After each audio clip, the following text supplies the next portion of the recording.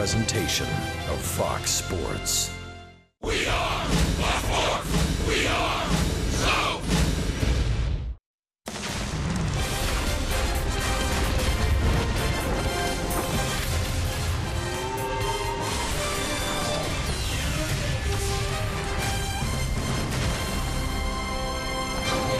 It is a steamy Sunday here in downtown Atlanta, and the Braves and Cubs meet for the third and final time here at Turner Field. A series victory is on the line as John Gant squares off with John Lester. Hi again, friends. Chip and Joe, welcome back to the ballpark. Too much power, too much Jake Arrieta in Game 2 of the series. So with the series win on the line, Atlanta turns to a youngster making his big league debut as a starter to face this vaunted Chicago club. I know that John Gant's numbers aren't real pretty as a reliever for the Atlanta Braves, but his starts at Gwinnett have been very good. In 7 starts down there, he was 3-0 with an ERA in the low 3s. He's making, as he said, as Chip said, his first major league starts. There are his last 4 starts in Gwinnett. Very good numbers. He's got the Vulcan changeup that we'll talk a lot about today. And hopefully he will hit his spots with that Vulcan changeup. Meanwhile, John Lester's on the mound for the Chicago Cubs, a man that flirted with a no-hitter against the Braves last season. He has been on fire. You see his last 3 starts, an 0.77 ERA. Over his last 2, he's worked 17 innings. He's given up 1 run with no walks and 19 strikeouts. He's on his best pace right now of the entire year. Keeps the ball down, throws hard, great cutters. Lester's on fire, but frankly, so is everybody in Atlanta. It is smoking, upper 90s. Hopefully, the Braves' bats will heat up and they can win a series against the Cubs next.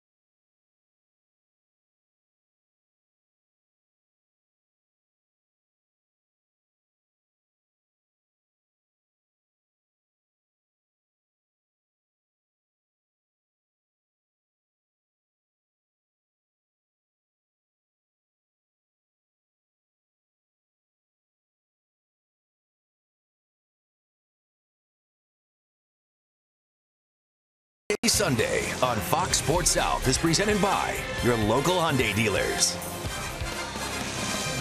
Welcome back to Atlanta. It is a steamy June the 12th here at Turner Field as we see the Cubs for the final time here in Atlanta, and into the breach goes John Gant, who, as Joe said, has pitched very well as a starter with the Braves at AAA. Yeah, I know these numbers aren't very pretty here, and his ERA is very high. So today he will try to pitch more like he has at Gwinnett, where he was 3-0 with a 3.14 ERA in 7 starts. His 4 keys to pitching success today. Well, number one, this Cubs team is really swinging the bat real well. So with that changeup and his sinking fastball, he's going to have to keep the pitches on the down low. Keep the pitches down there, hitting the ball out of the park left and right, don't elevate. And how long can he go? Who's that? Pablo Cruz? How long? Anyway, how long can he go? He went his last 4 starts in AAA. He went at least 6 innings. So he has not had a start since May 30th. We'll see how long he can go and how much he is stretched out. You were singing excellently there a moment ago. Perhaps a national anthem performance is in your not so distant future. It would have been a good idea today.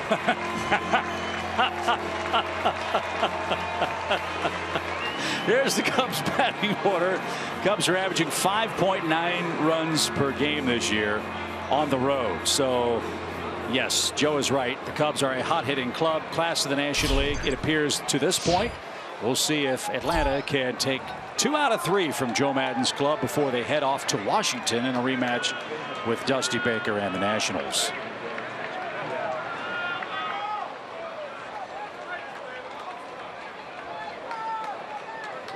Dexter Fowler's ready to go, and John Gant with that double toe tap turns it loose, and we're underway.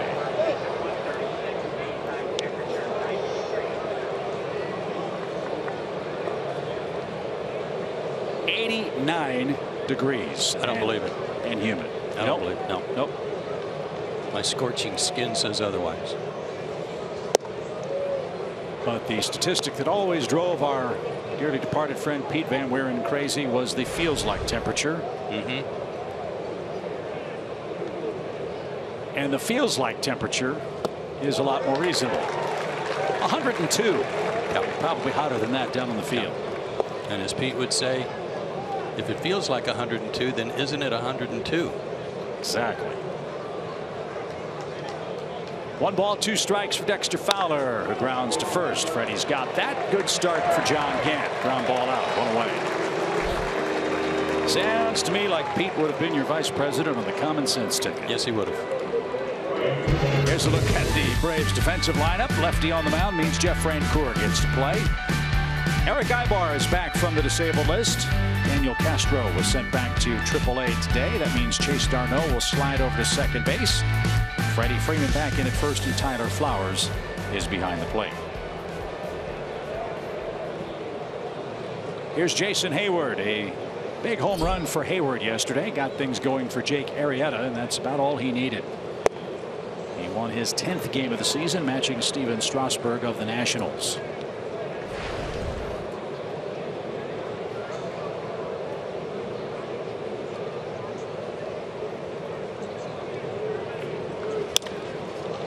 That's lifted out of play to the left side. Even count for Hayward. 1 ball, 1 strike. John Gant was actually born in Savannah. He's just 23, 6'3", 200 pounds. Grew up in Florida, where he was drafted by the Mets in the 21st round in 2011.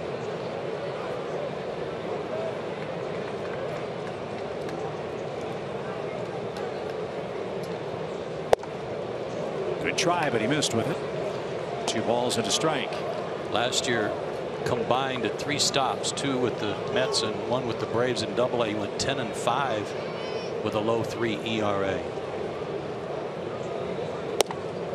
Well, he's getting a chance to start because 2 others are hurt. Williams Perez with that rotator cuff. What do they call it? Inflammation. Yes. Now? Not a strain. And Mike Fultonevich, who has the bone spur in his elbow. Mike's begun playing catch, but no timetable for his return. Caught a corner. It's a full count. How about that 3-1 changeup? Chris Bryant's on deck as Hayward waits for the pitch of decision in this at bat. And he'll draw a walk. A lot of Cubs fans here, as you'd expect. That's the first Chicago base runner. Change-up we talked about. Curveball. Fastball sits in the low 90s.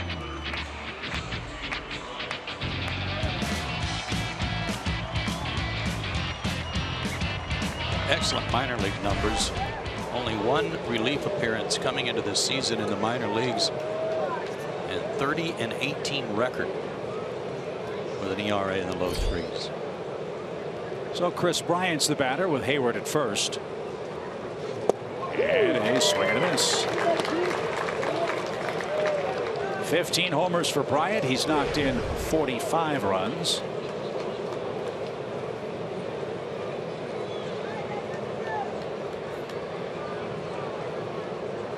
He's also scored 45 for Chicago. And scoring runs has been the story for this Cubs team all year. Already 322 runs in 60 games. A run differential of 151 runs over their opponent.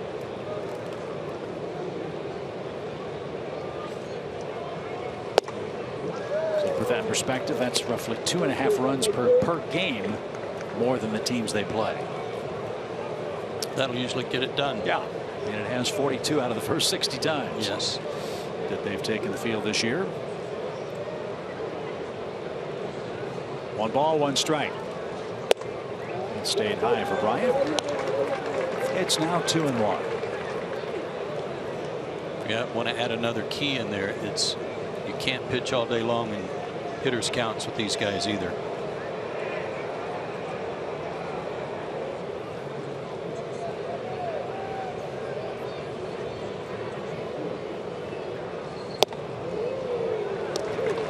Missed outside. Just missing. Chris Conroy has the plate today. Anthony Rizzo lurks on deck.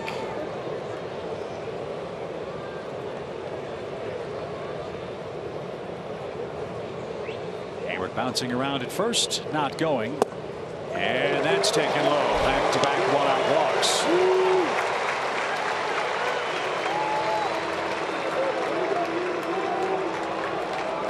So Tyler Flowers out for a chat. He's not missing by much, but he is missing. Now you need to get Rizzo to hit the ball on the ground. Rizzo's hitting the 3rd highest total of double plays on the Cubs team with 4. But when he doesn't hit it on the ground, he hits it a mile in the air as he did yesterday. With an easy swing off Matt Whistler.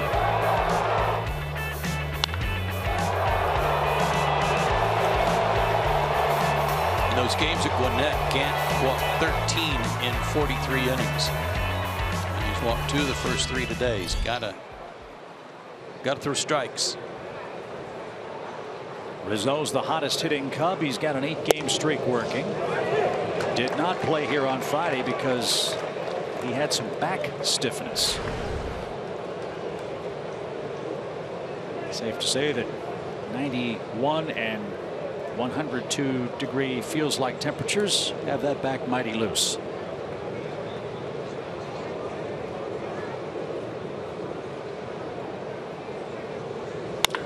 Ripped down the right field line. That's headed for the wall. Hayward's going to score. Bryant's on his way to third. He's going to be stopped. And Rizzo coasts into second with a stand-up double. It's 1-0 Chicago.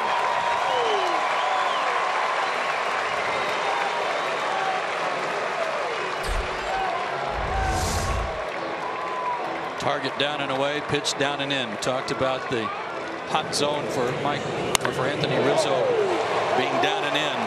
That is in his wheelhouse. He didn't miss it. 1-0 Chicago. Cubs are 27-3 this year when they score the first run of the game. And like yesterday, and Jake Arrieta, John Lester has an advantage before he throws a pitch. Here's Ben Zobrist. He's the Cubs' second baseman. Second and third, 1 out. A double after 2 walks. Might be someone at home saying, wait a minute, I thought you said the key was to keep the ball down. It is.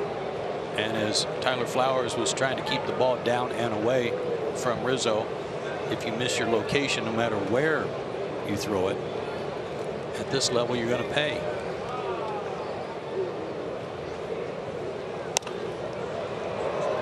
And Zobrist is our Academy Sports and Outdoors leaderboard today. Look at what he's done in his first year in a Cubs uni. Pretty nice pickup, wasn't he? You bet. Tied for 4th in runs, and he's not even the leadoff guy. A .430 on base percentage. He had a .483 on base percentage last month. Big RBI producer. He's got 2 aboard and 2 strikes, and now he's retired. First strikeout for Camp. Got Zobrist to wave. 2 outs. I think that was the hook. That was a good pitch. Yeah, good downer.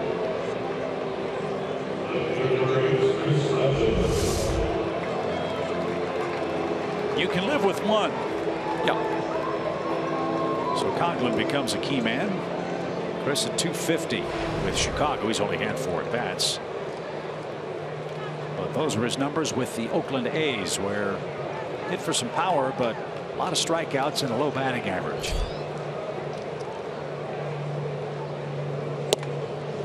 And that's taken high.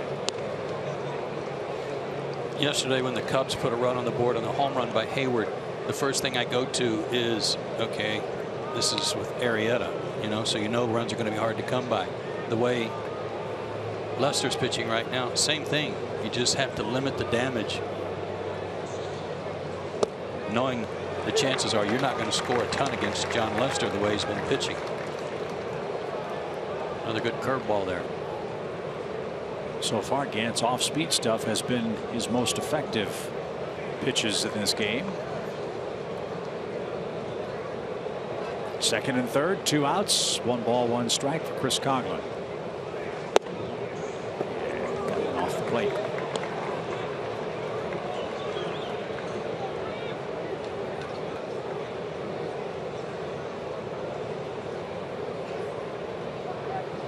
Bryant walked. Rizzo doubled. Hayward also walked and has scored. That floated in. 2 balls, 2 strikes. Best pitch of the first inning is curveball.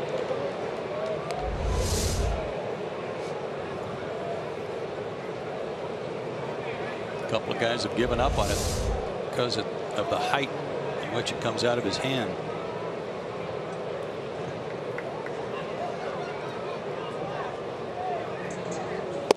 Swing and a miss at a 92 fastball. Well, look at John Gant stride off the mound. He ought to feel some confidence.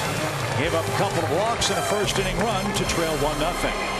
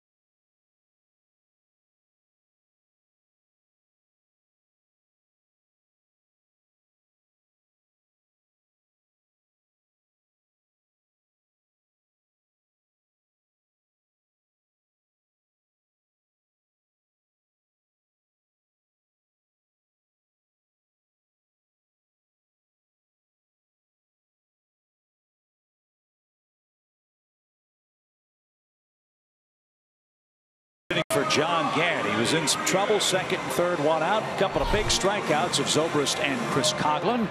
Limited the Cubs' run scoring to 1. And now John Lester goes to work, and look at his excellent efforts the last 3 times out. Yeah, it's amazing what he's been doing and not giving up any walks too. This guy's been mowing people down. 92 to 94 this fastball. A lot of cutters, good curveball.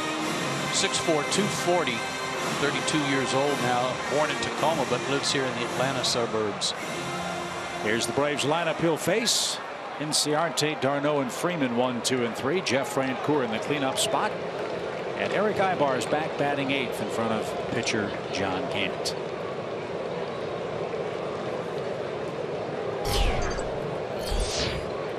Ender Inciarte looks for his first career hit against John Lester, whose day is underway. And that one too high, ball 1. A rare pitch high. He usually keeps the ball down. You've got to make him elevate the pitch.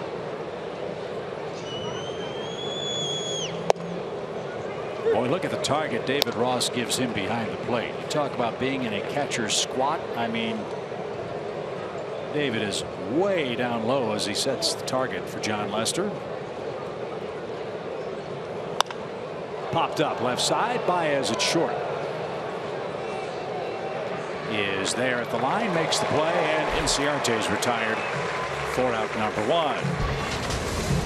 Day off for Addison Russell. Javi Baez gets the shortstop start. Bryant Rizzo on the corners. Coughlin, Fowler, and Hayward left to right. And yes, former Brave David Ross, what he has announced as his final year, is behind the plate today. Final game for the Cubs at Turner Field. Final game for David Ross.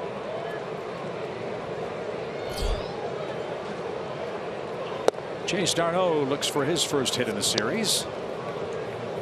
And takes ball 1. Chase at .312 on the year. No homers, 3 RBIs.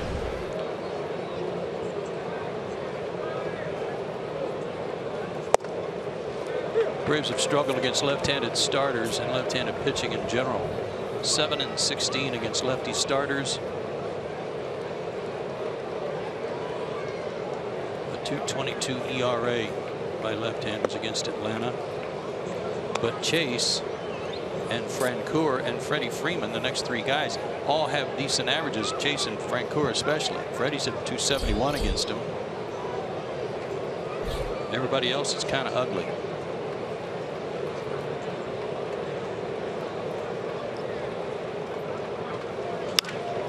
Little flare into shallow right. That'll drop in for a hit right off the end of the bat. And Chase d'Arnaud has the first Atlanta safety in the game.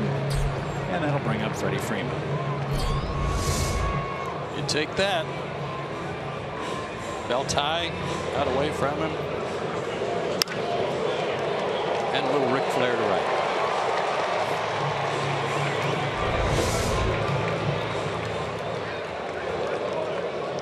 Now, something else about John Lester. Yes, he's a left-handed pitcher, but he also does not like throwing to the bases. Does not. Doesn't like fielding bunts. So let's see if the Braves try to take a few liberties with him. With d'Arnaud leading at first, he's 3 out of 4 in steals. He started, then stopped, and Freddie swung through it. David Ross has good numbers compared to Montero. David Ross throwing out 35% of base stealers, and he has 4 pickoffs this year.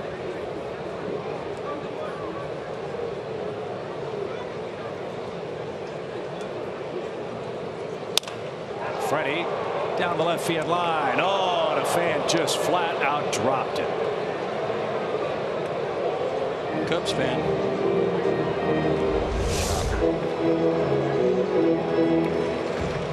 Well, if he hadn't been trying to hog it, you know, call it. So the guys are right there.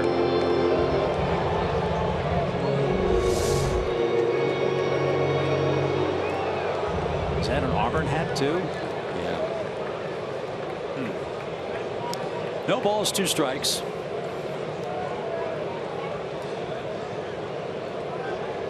d'Arnaud leads at first.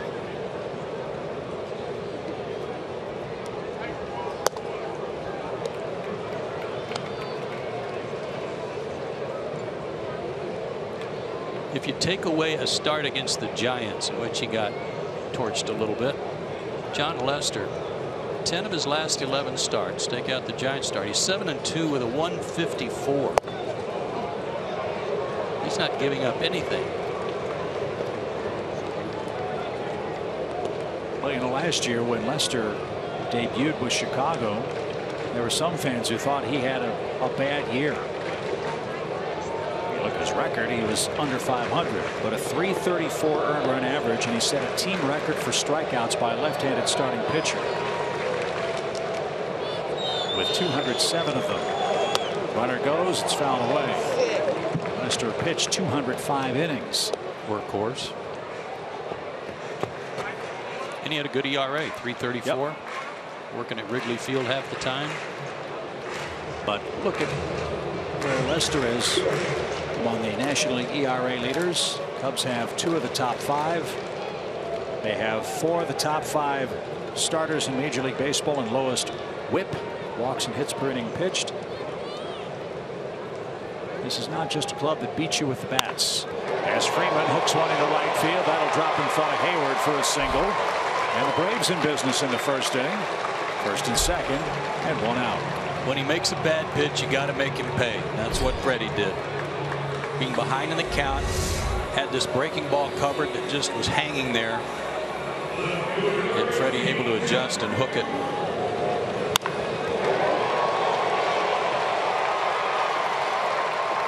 And a guy with great numbers against lefties, and on a 5-game hitting streak with a chance to at least tie it.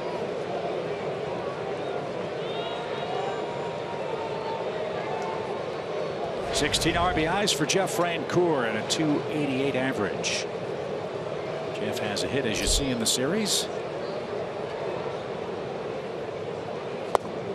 And that's taken low. Now David Ross may go to the mound for a visit, and he will. Slow walk.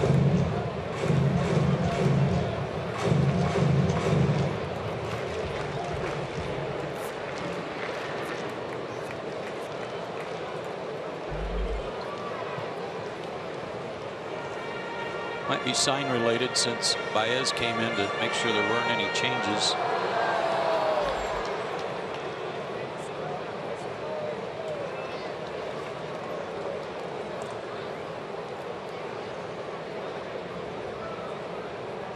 One ball, no strikes. Runners go. Great jumps. Ross's throw is going to go to second. The ball's kept into center field. A run's going to score, and Freddie's on his way to third.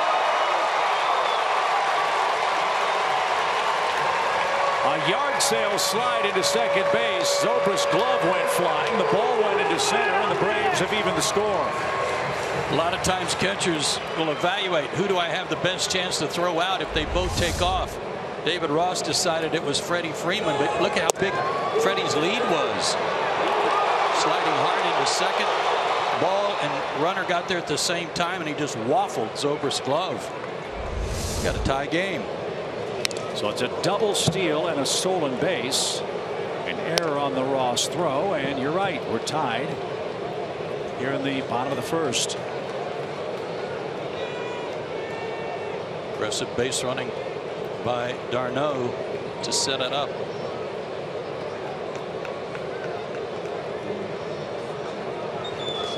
What a stop by David Ross. That ball bounced about 4 feet in front of the Cubs catcher, and he was somehow able to get his chest protector in front of it. Look at this.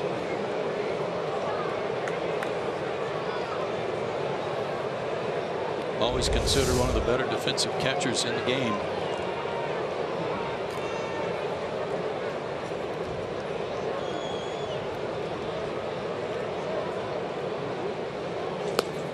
And Francoeur didn't get it. He strikes out. So the first Lester strikeout is a biggie. The game remains tied. Nick Markakis is coming up. Got a huge jump with the bouncing lead. And again, when you know the pitcher doesn't like to throw and hold you close, you can take some liberties. Big strikeout there with the infield playing back. So here's the man that's seen John Lester the most. Of course, Nick Markakis, with all those battles in the American League East between the Orioles and the Red Sox. This is Nick's 81st career at bat against John Lester. He has 18 hits head to head. And He's looking for his second hit of the series.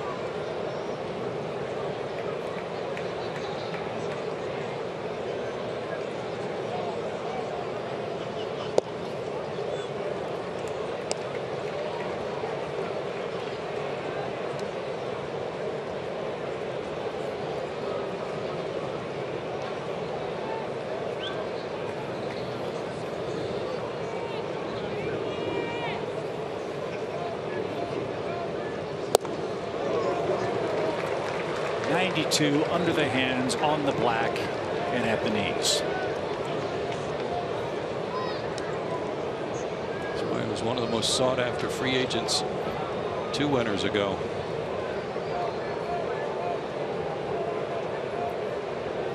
One ball, 2 strikes now for Nick. And that got David Ross.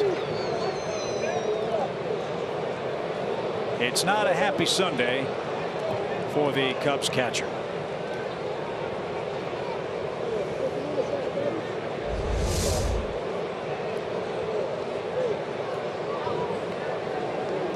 Already made an error that allowed a run to come in.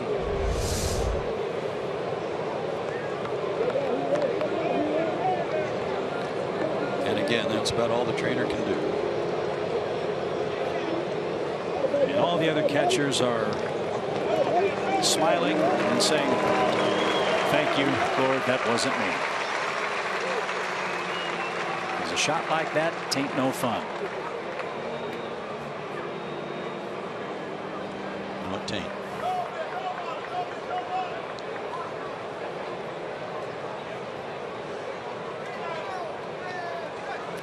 One ball, 2 strikes.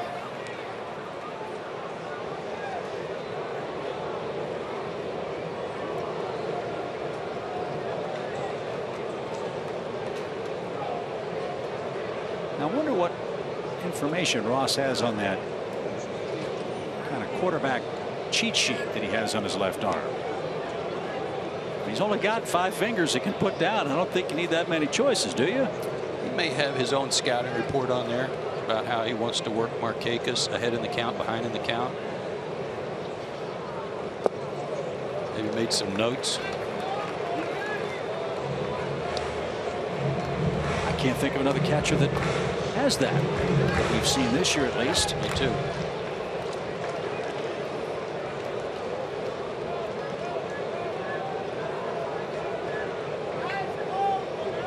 Two balls, 2 strikes. Freeman at third in a tie game. And a liner. Foul. Markakis missed an extra base hit. And we'll do it again.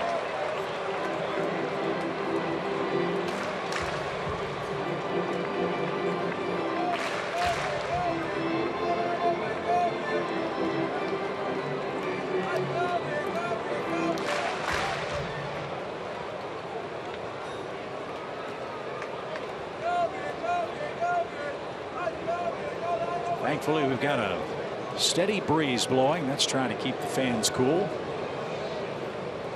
It is, however, blowing in toward the Braves dugout. 2 balls, 2 strikes. And Markakis making Lester work.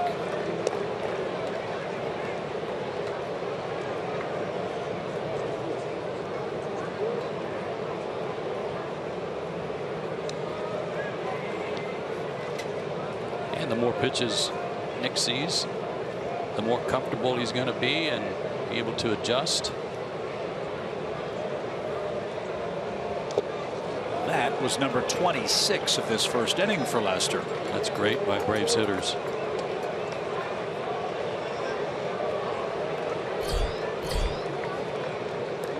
No question the heat and the humidity will cut down on your outing today.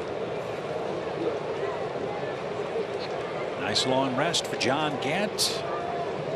He's got a tie game with the payoff pitch coming for Nick. And a bounding ball hit towards second. And the throw to first will retire the side. It took 27 pitches for John Lester to get 3 outs, and the Braves tie it on a double steal and a throwing error. We go to the second.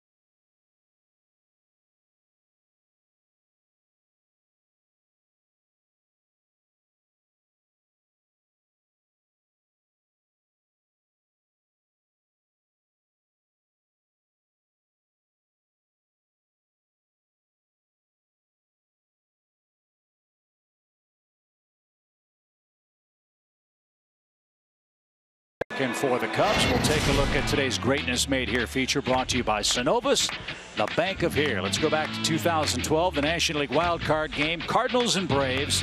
A 2-run homer in the second inning off Kyle Loesch.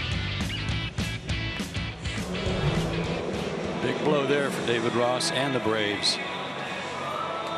I just heard Kyle Loesch and signed with the Rangers, and with Yu Darvish maybe having to go back to the disabled list with some shoulder issues, that Kyle Loesch might be pitching for the Rangers soon. Another name that may be moving is Ike Davis. Remember him? The Yankees may be looking at Ike Davis because first base has been a cursed position for them all year, with Teixeira and others banged up in pinstripes. Also, there's news online today that the Mets might be having a medical announcement of some sort. David Wright's been banged up, as you know. Bad neck to go along with that bad back. So once we get news of that, we'll of course pass that along. Here's Javier Baez, and Baez, the Cubs champion in the hammer throw, shows why. As that one's all the way to the end of the dugout. No balls, 2 strikes.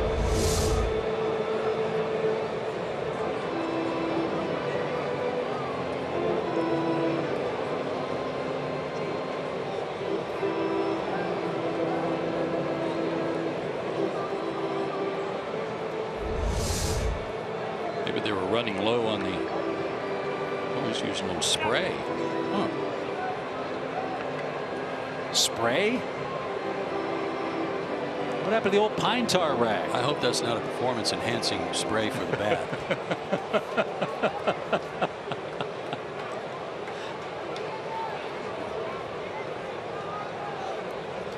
No balls, 2 strikes. That's down the left field line, and it's foul. And it's still 0-2. A good hook for John Gant here in the early going.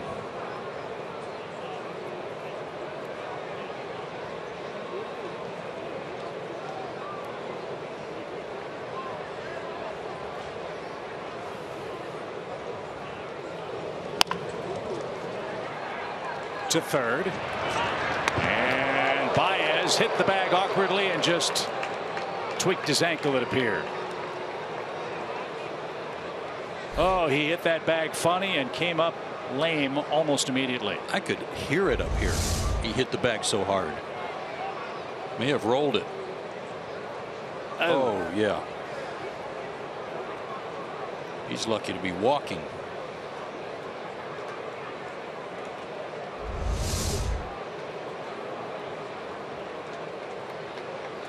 Wow.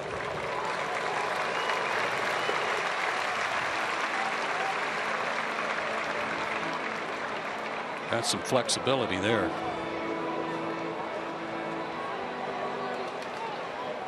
So Baez is the first out, and here is David Ross. Good 15-minute delay in a soccer game. Oh yeah.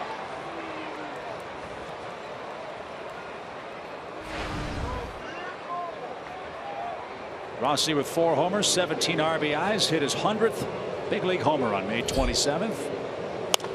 And that's out of play foul.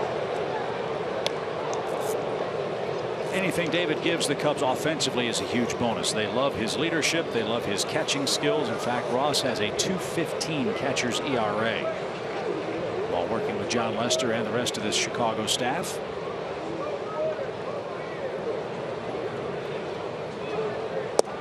Pounds the strike zone with a fastball, 0-2. I complimented him this morning when I saw him in the Cubs clubhouse about what a good team they have and he's a part of, and he said, thank you, but we've still got a couple of areas we need to tighten up. He didn't elaborate, but he feels like they can be even better.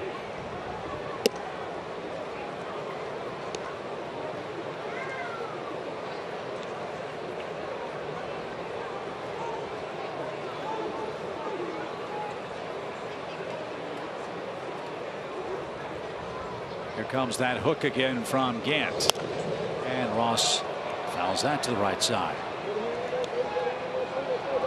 Well, if the Cubs think they can be better, that's really bad news for the rest of the National League Central. Yes.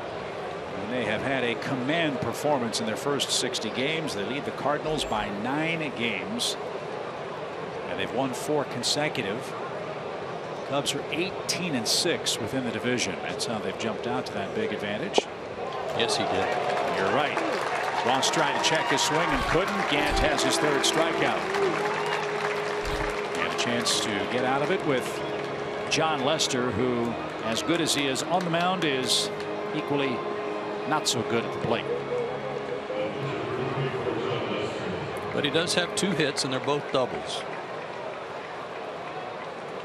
And he's a big man, and he's got a bat in his hand, so you got to treat him with a little respect if you're the pitcher, not just groove one. At one point, John Lester had an 0 for 66 working at the plate. And he got a hit against the Cardinals on July 6th last year. And it was against his current teammate, John Lackey.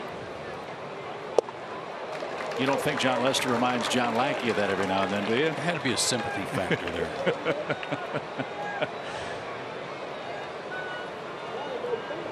Lester 2 for 25 this year. He's only struck out, though, 5 times. So he'll put it in play more often than not. As that one's away. 1 ball, 2 strikes. Cubs go to Washington and play the Nationals. And Lackey will pitch in that series. Arrieta and Lester will not. So that's a break for Washington. Who could use a break against the Cubs. Chicago swept them earlier this season at Wrigley. That was the series that saw Bryce Harper walk 13 times. 2 balls, 2 strikes. Lester, he's putting up a good fight here.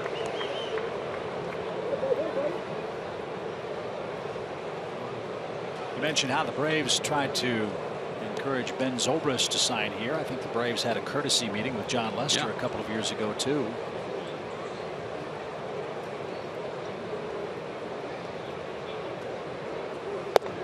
As that one's in at the knees for strike 3. John Gant is settling in very nicely. He struck out 4 of the last 5 Cubs hitters, and he's got a tie game.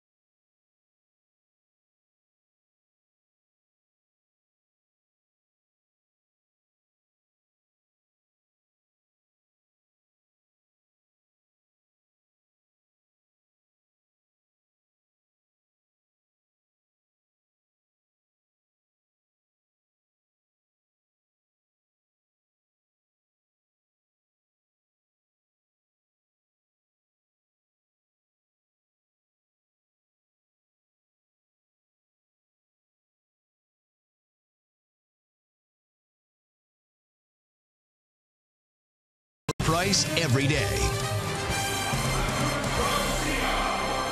27 pitches for John Lester in his first inning, and a quick 1-2-3 for his Cubs offense in the second. So he's right back out there on a hot day and before a big crowd here at Turner Field. Adonis Garcia, Tyler Flowers, and Eric Ibar coming up for the Braves. Adonis Garcia is our Georgia lottery hitting the jackpot today. And he's had a good series here, 4 for 7 in this series against the Cubbies to get him back on track and added those numbers over his last 6. He had come back from Gwinnett pretty cold, but has begun to sting the ball and find some gaps. And as good as he's been swinging the bat lately, I've really been impressed, Joe, with his work defensively. Yeah, much improved. Huge improvement over what we saw before. 6 or 7 errors before he was sent to Gwinnett to play left field. Yeah. And he was told when he came back, look, our plan is to play in left, but be ready to play third base. Well, that's all he's done is play third base since rejoining the big club. And he's made a couple of great plays, including 2, as Joe said, in yesterday's game, too. So Brian Snitker looks on as we head to the home second. And the first pitch is off the plate.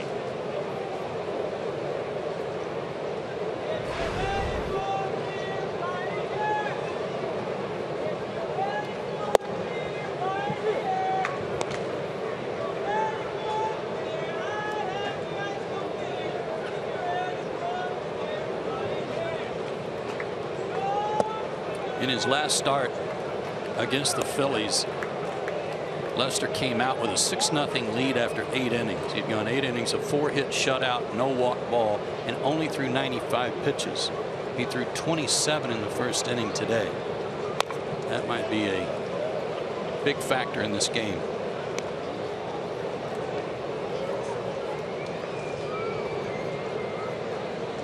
Two balls, 2 strikes. His team held on to win 6-4. I'm sure he was sweating that a little bit after coming out. Little chopper hit towards Zobrist. He'll take the tricky bounce and he throw it away. And Adonis is on his way to second. Ross backed up. His throws into center. Garcia's up. He's heading for third. Just run till they tag you.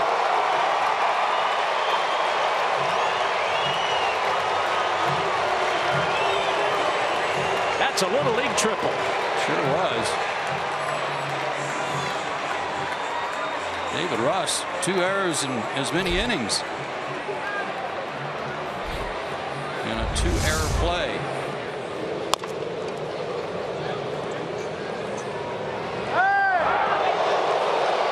Nice read by Adonis, too. Normally, you're running by the bag at first and don't have a chance to keep going, but they had him out by such a margin. He saw the ball fly over Rizzo's head. So Lester again in some trouble with Tyler Flowers up there. And he takes a pitch that's called a strike on the check swing. Flowers, with the look down at Jerry Meals, said it was the shoulder that went, not the barrel of the bat.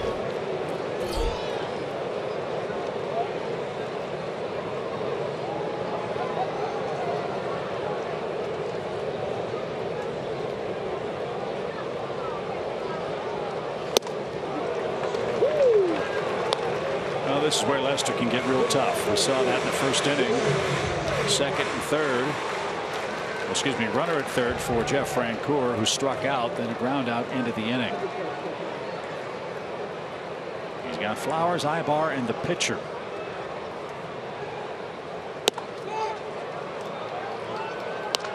Tyler hit a home run his first time up in game 1 of this series. After that, the Cubs started elevating fastballs, and he was having a hard time laying off. He struck out his next 2 times up and then flied out to center.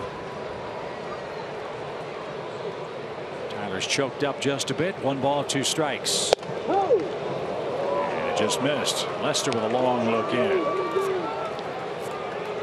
Like John Gant, he's just missing the outer reaches of the zone. Sub 200 average with runners in scoring position. That'll keep your ERA low. Popped up. Baez drifts back. Zobrist had no idea where it was, and it's the shortstop making the play for the first out.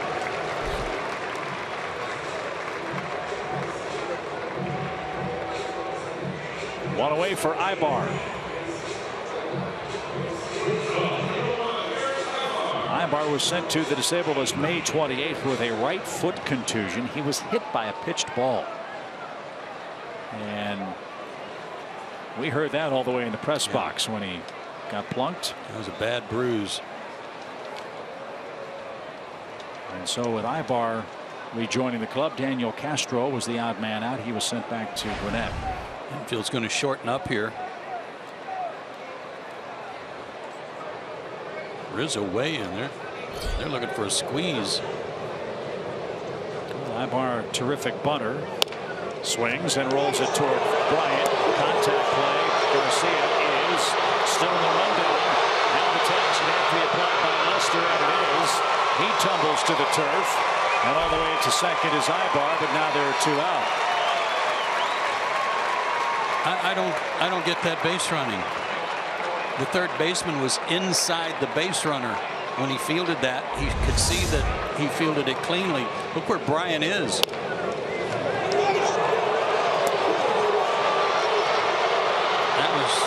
That was just flat out running into an out. He did stay in the rundown long enough to get the batter into scoring position, but Braves have had some very curious base running mistakes lately. 5-2-6-1 is the scoring on the putout play. Ibar at second for John Gant.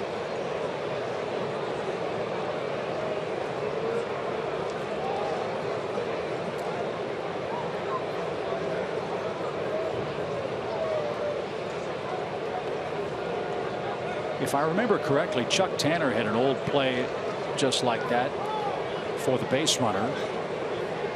Make the third baseman throw the ball to first. And if you time it correctly, there's no way that with 2 long throws a base runner could be beat at the plate.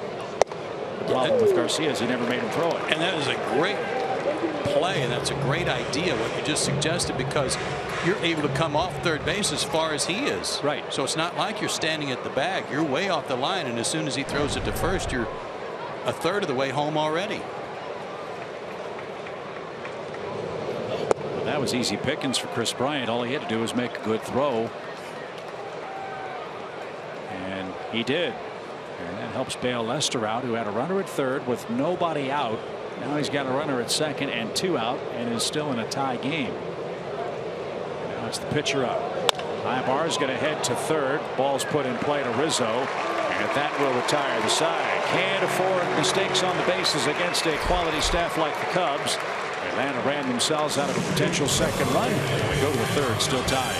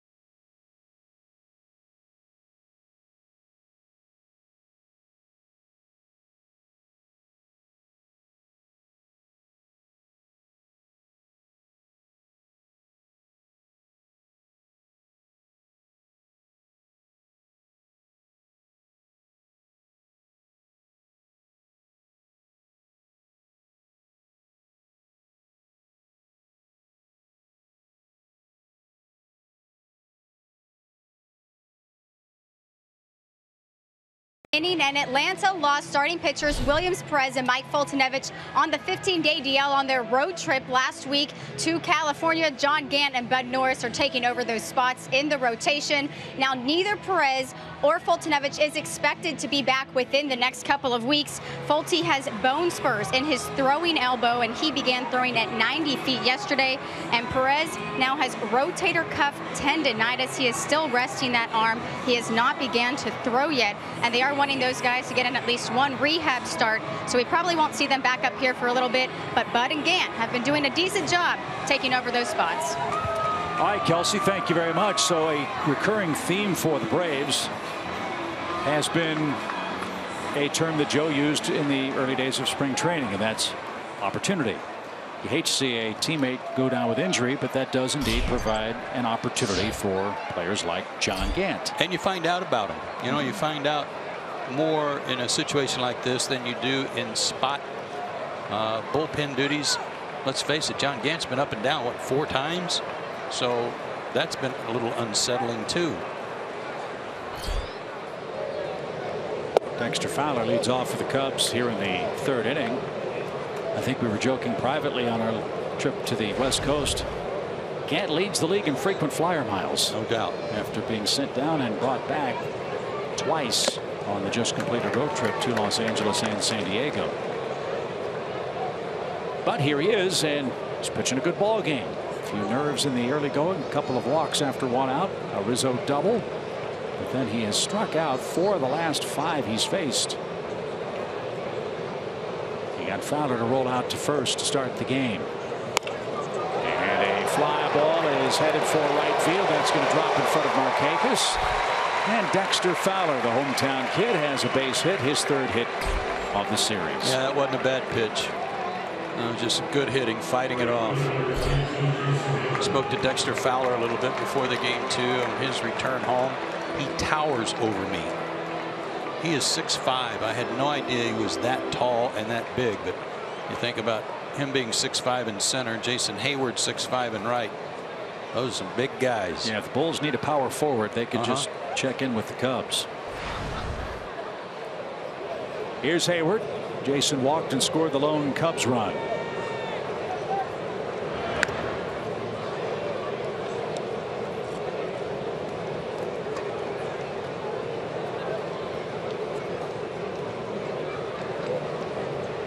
Hayward's got a pretty good spot to hit, wouldn't you say? Dexter Fowler, the Cubs leadoff man, with a .407 on base percentage. And then Chris Bryant waiting on deck. I figure Jason's going to see a lot of fastballs to hit. He's batting .230 on the year, 51 strikeouts and 204 at bats.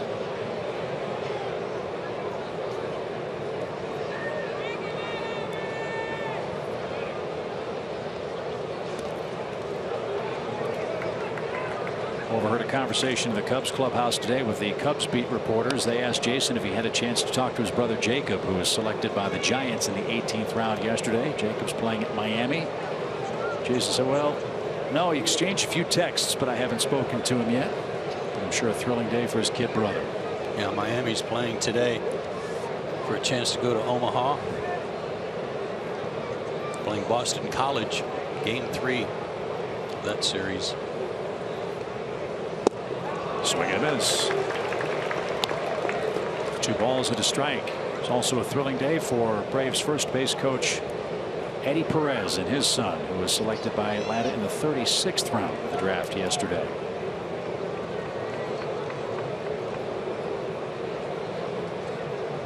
Saw Andres after the game in the tunnel. He was beaming.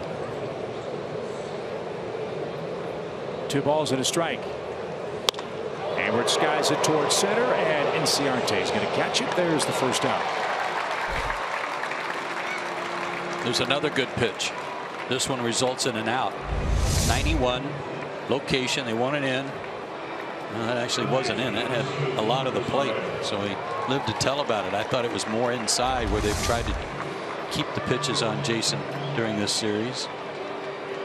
But Hayward was late on it.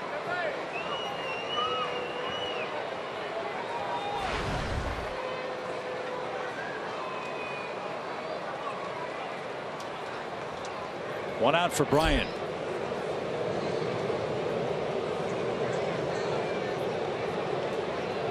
He walked and was stranded. And he grounds towards short. Ibar with a flip to second for 1. Turn to first is not in time. Bryant beats the wrap at first to keep the inning alive. 2 outs. Well, speaking of the draft, the Braves wrapped things up yesterday. 42 draft picks, 24 pitchers, 9 infielders, 5 outfielders, and 4 catchers. 30 of their 42 draft picks were college players. And 7 of their 42 are from Georgia. Yeah, most of those late round picks were from college and a lot of position players. One real strange, odd twist for the Braves were their 12th and 13th round draft picks. 12th round, Brandon White out of Lander University. 13th round, Brandon White out of Davenport University. How about that? Two guys, same name, drafted in back-to-back rounds by the Braves. Both pitchers.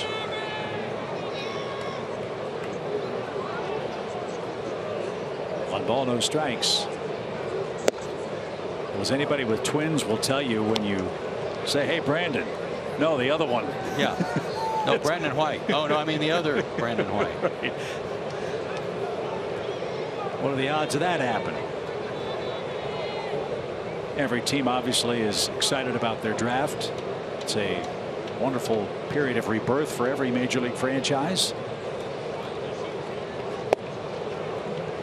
But we could tell from Brian Bridges' reaction when he joined us in the booth on the first night, he was grinning from ear to ear. A more objective response are from scouts from other organizations that are raving about what the Braves did with their first 4 picks. Ian Anderson, Joey Wentz, Kyle Mueller, and Brett Cumberland. Cumberland, the catcher. 1 right-hander and 2 left-handed pitchers. Those are the 2nd and 3rd selections for the Braves. Cumberland was the player of the year in the Pacific Coast League, Pacific Athletic Conference, Pac-12, as catcher.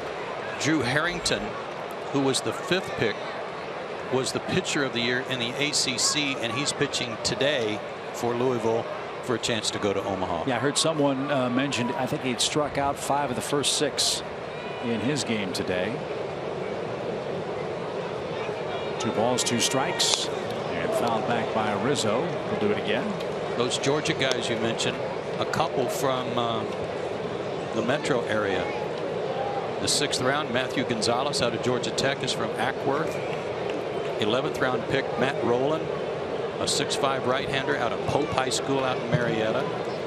And right after Andres Perez, Zach Christopher. I believe I'm saying that right.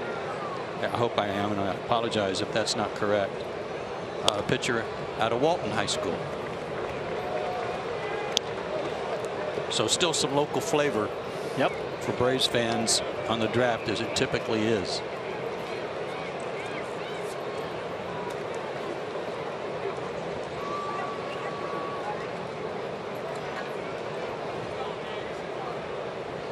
And the numbers for Harrington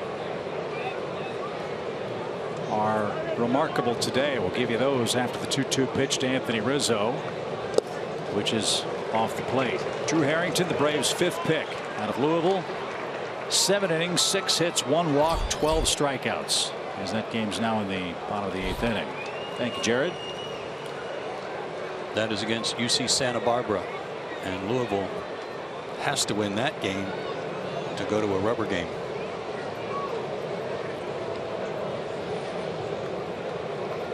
Pitch number 56 for John Gant is on the way, and Rizzo popped it up.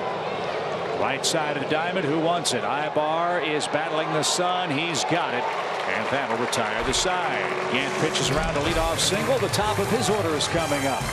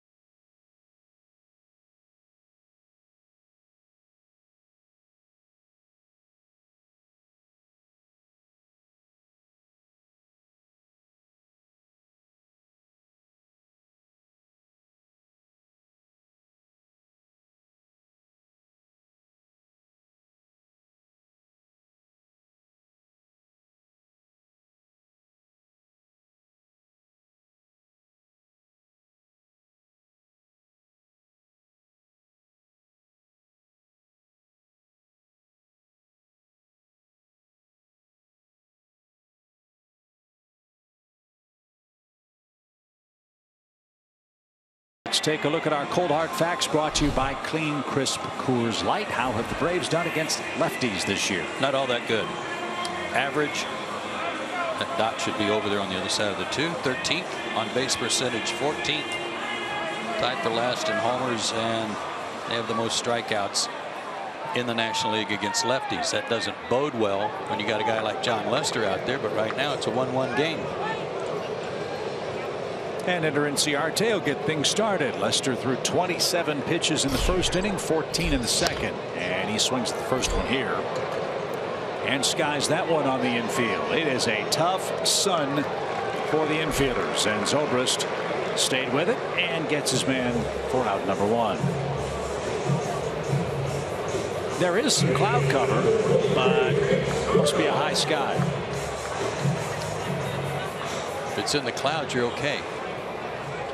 The last 2 pop-ups have not. You can see the shadows right below each of the infielders.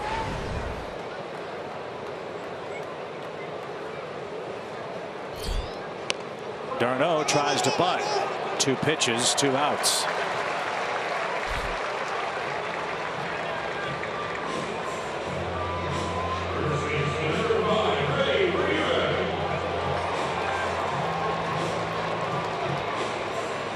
Just handed a note, the first time the Cubs had 3 errors in back-to-back games since May 11, May 12 in 2000. Bring back some real bad memories. I bet it does.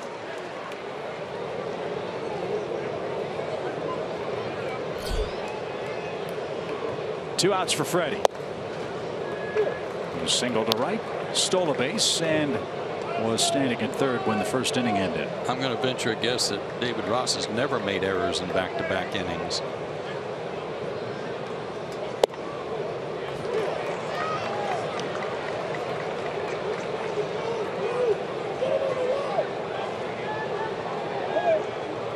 Nothing in 2. Lester trying for a quick third. And he's going to have it. Ground ball to second. 3 outs on 4 pitches. That doesn't help. We go to the 4th, still tied up.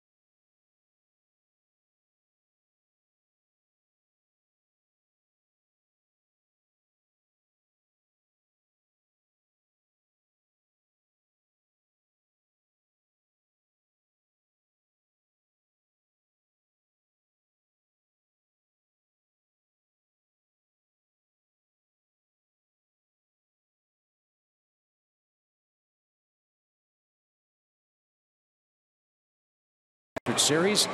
You don't want to miss that. Get your tickets online at braves.com/concerts.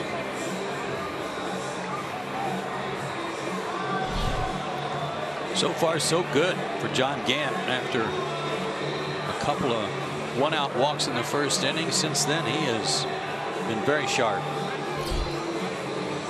So for a man who's flip-flopped between the rotation and the bullpen, all bullpen work here in Atlanta, how far can John Gant go in this game, would you guess? Yeah, I got to change all the singers on that. How long? We were told by a fan it was Ace, yes, Pablo Cruz. Right. So his last 4 starts again at Gwinnett, he pitched at least 6 innings, and twice he went 6 2/3. So I'm going to guess he's in good enough shape to go at least 3 more innings, depending on how many pitches he's got to throw in this hot day. He's thrown 56 so far with 4 strikeouts. He has 1 1-2-3 inning. And I would imagine for the hitters too that they want to get after it as well. It's tiring for them if they get into deep counts. Brewers made 3 outs on 4 pitches their last time up. Those 4 starts, he went 98 pitches, then 94, then 95, and 97.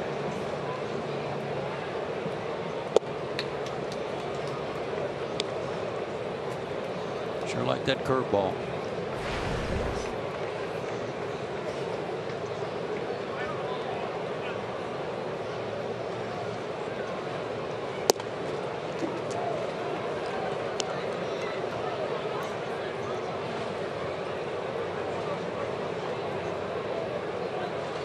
Zobrist was the first Cub to strike out today.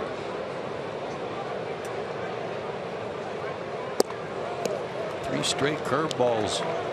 He didn't offer it at either of the first 2 that were good pitches, but this guy's got a good eye. He's tied for 5th in the major leagues in walks. Gonna make you throw it over.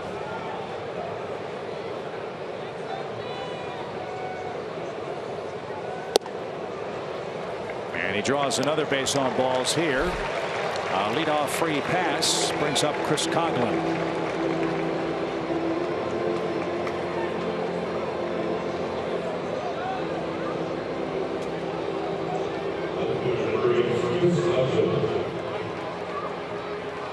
That towel is a pitcher's best friend on a hot day. The spirit of ammonia water with the ice cubes.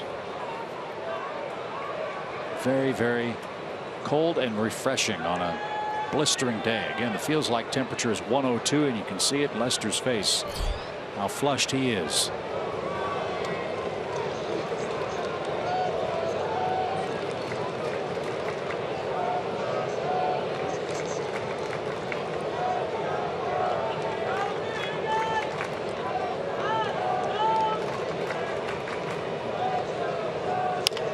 Little roller hit right side.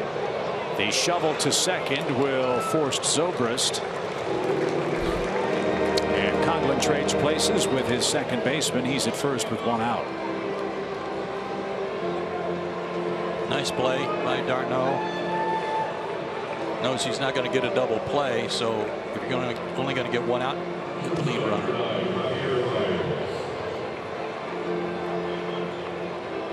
And here is Javier Baez.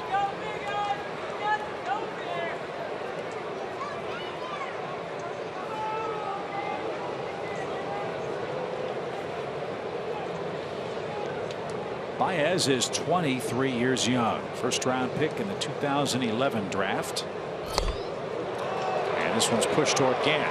He'll spin and fire to first, and got him by a step. And Baez wants the Cubs to challenge that.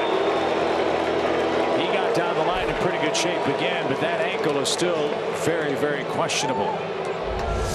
Safe or out? Let's take a look. That was a really good bunt, but again, you have to figure his speed's compromised. I don't know that he touched the bag with his foot.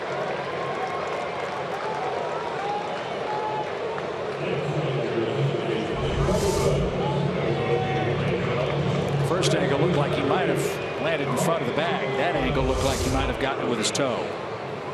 Yeah, I think he beat it. Yep.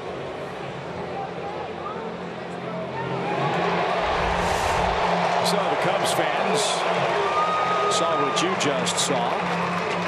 It looks like Baez will be at first with a bunt single. This should be a pretty quick review. Don't count on it. Means they're going to have to reverse a call. They would rather have their fingernails yanked out than do that. But sadly, they do this time. It is a hit. Cubs with the challenge. It's overturned. And here's David Ross.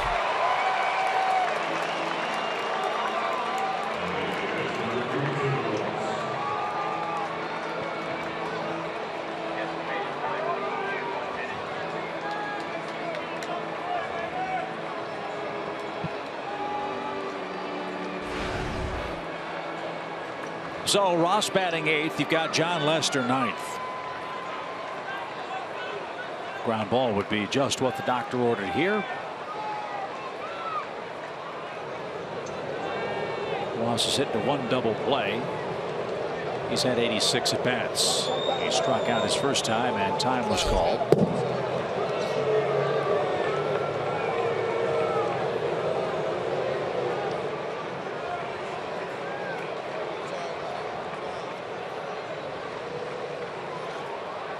If you remember from his days with the Braves, David Ross, a very good high fastball hitter.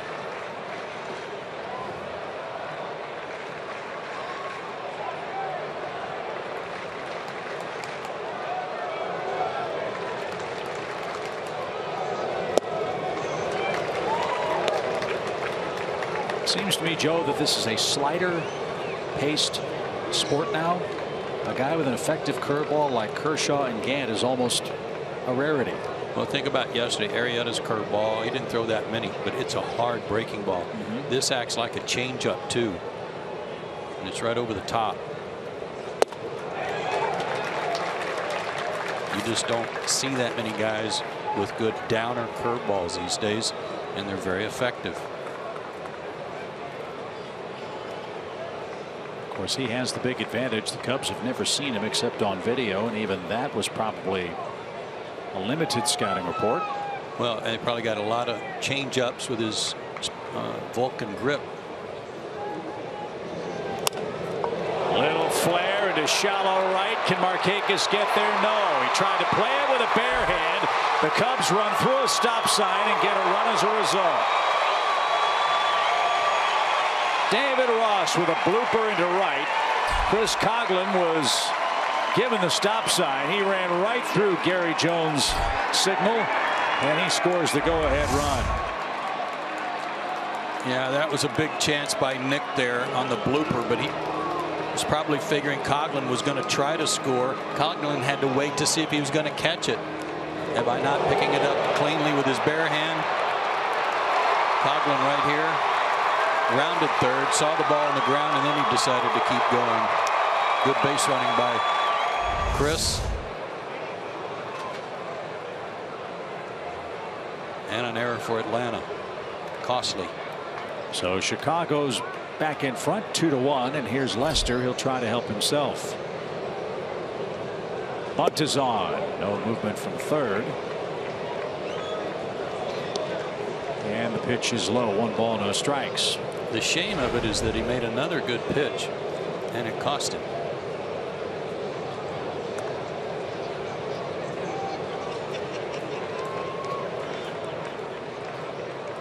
Lester does have 2 sacrifice bunts this year.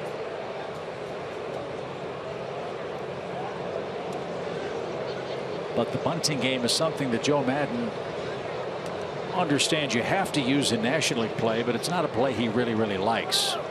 For comparison's sake, the Cubs have 14 sacrifices this year. The Braves have 24.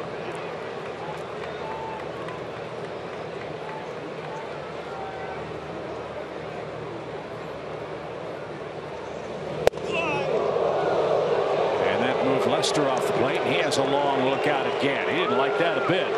Hang with him. Think they're trying to hit the pitcher.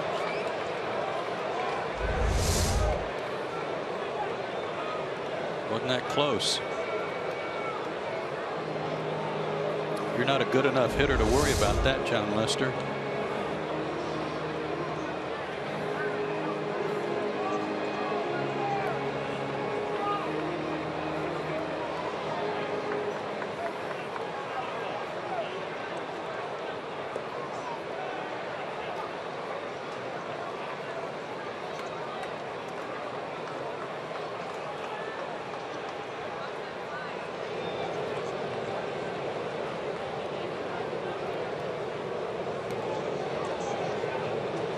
Lester way ahead in the count now. 2 balls, no strikes.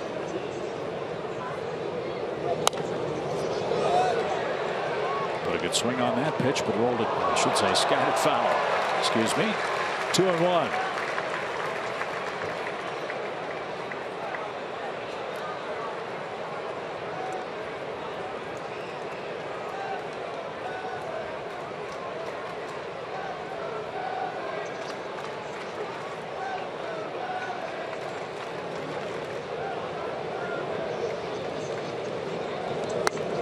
Lester got it down. Freeman can't make a play at the plate, and Lester with an RBI bunt. Baez slides home head first with the second run of the inning and third of the game for Chicago. It's now 3-1. And Ross at second base. Bill Murray likes it. That was as good a safety squeeze as you could have. Bunted it to the first base side where Freddie's having to hold the runner. Wisely got the out because he was not going to get Baez.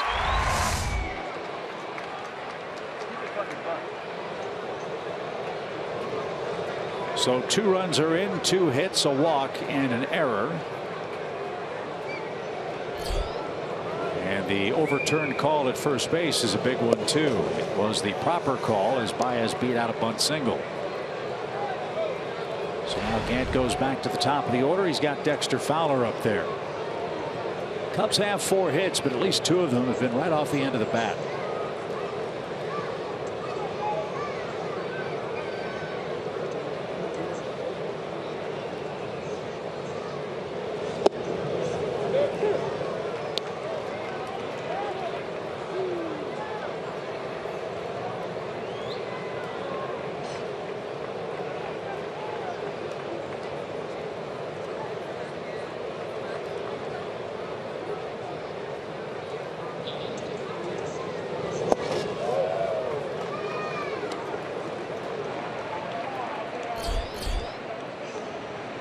Ian Kroll has been up for most of this inning. He is ready to go if needed. Won't take long to get loose today.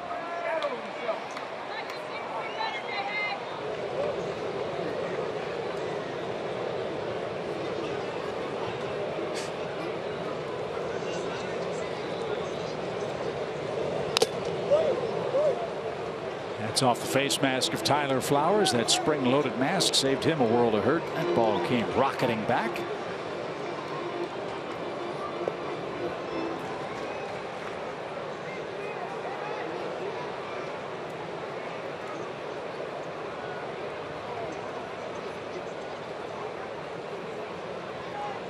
If I were an umpire or a catcher who doesn't use that, I would certainly be looking into it. 2 balls, 2 strikes.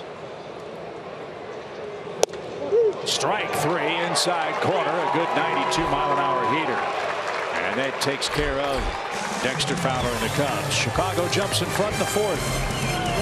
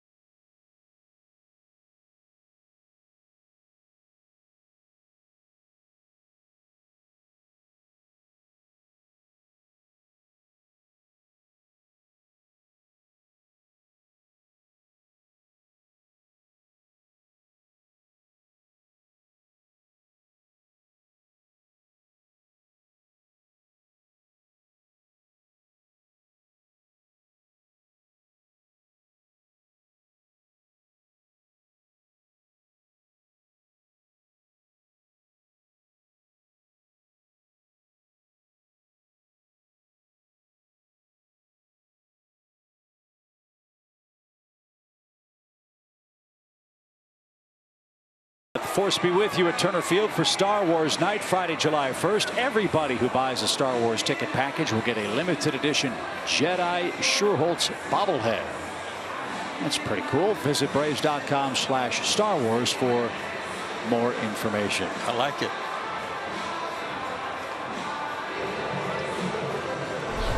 Great crowd in Atlanta. Braves and Cubs meeting for the final time here at Turner Field. Thankfully, we've got some cloud cover. Thankfully, we've got a breeze. Not to harp on the weather, but it does feel like 102 degrees with the humidity factored in. Those hardy souls are hanging in there with a well-pitched game today. I wouldn't say well played. Both clubs have combined for 4 errors through the first 3.5 innings.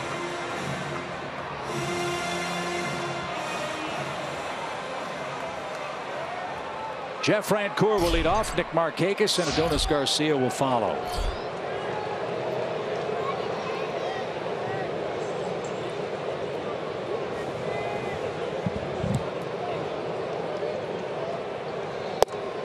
And that's in for a strike.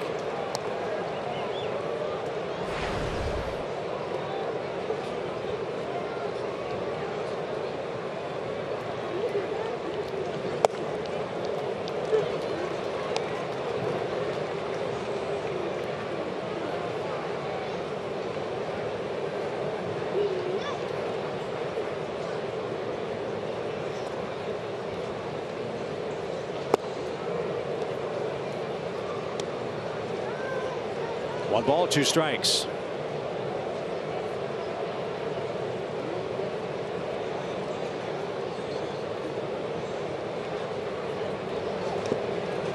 And that's twice Jeff has chased a pitch like that from John Lester. He's gone fishing twice, and he's 0 for 2 with a couple of strikeouts. And 4th inning underway for Lester. 1 up and 1 down. Braves have had some chances. They left a man at third base in the first. They had a runner at third with nobody out in the second and could not score those 2. Yeah, base running mistake there cost him.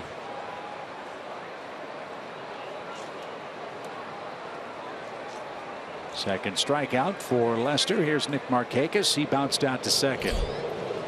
And that's outside, 1-0. Braves will welcome the Reds to town tomorrow night. Cincinnati in town for a 4-game series. The Reds are playing host to Oakland today and losing 4-1. It's been a rough year for the Redlegs. They've had to deal with a ton of pitching injuries and a very young and inexperienced bullpen.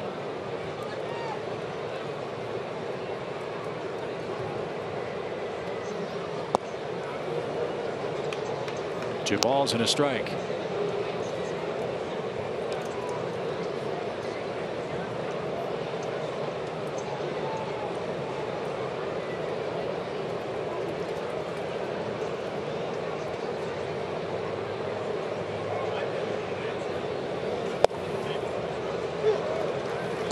Joe Simpson, how are you? Long time no see.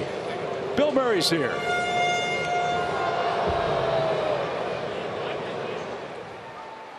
There he is. Bill's kind enough to join us. He's here in town to root on his beloved Braves in Game 3 of the series. Popped up right side. Anthony Rizzo is going to give chase over near the Braves dugout, and he's just out of room. How have you been? I've been pretty good. Nice to see you. A little warm, down there. What's that? Yeah, a little warm. It is warm. I'm pretty soaked. My brother and I, my brother Andy's here. We debated about whether to wear black like Berber people or to wear something like this that would look like you were bleeding any number of colors of blood. Well, I like the idea of long sleeves, but come on. It's not bad. It's not so bad. When there's a breeze down there. It doesn't look like it, but there is a breeze. But I see why you took this job, because there's shade. Yes. Shade here. Mm-hmm. Yeah. Absolutely. It's nice up there. We're not stupid. We just look stupid and sometimes say stupid and you stuff. sound stupid. Just those 2, but it takes 3 to be really, truly stupid. What brings you to town besides the Cubs? Well, the old joke is, I-95 or whatever the heck. But just to see the Cubs, really. This is as close as they've gotten to wherever the heck I was. So we thought we'd come here. I was here for the last game of the '95 World Series. That was the only other time I've been in Turner Field. So I have I've got mixed emotions here. But it was fun that night. I was rooting for the Braves, and the Braves won. Yeah, that was a great night. It was a great night. We were sitting by Jimmy Carter, who brought his own peanuts, and they, to this day, best peanuts I've ever had in my life. I mean, the guy was a good president and a great man, a greater man even after, perhaps. But his peanuts are ridiculously good. Base hit by Nick Markakis. Uh-oh. And it got by Dexter Fowler, and the Cubs are going to commit their 4th error.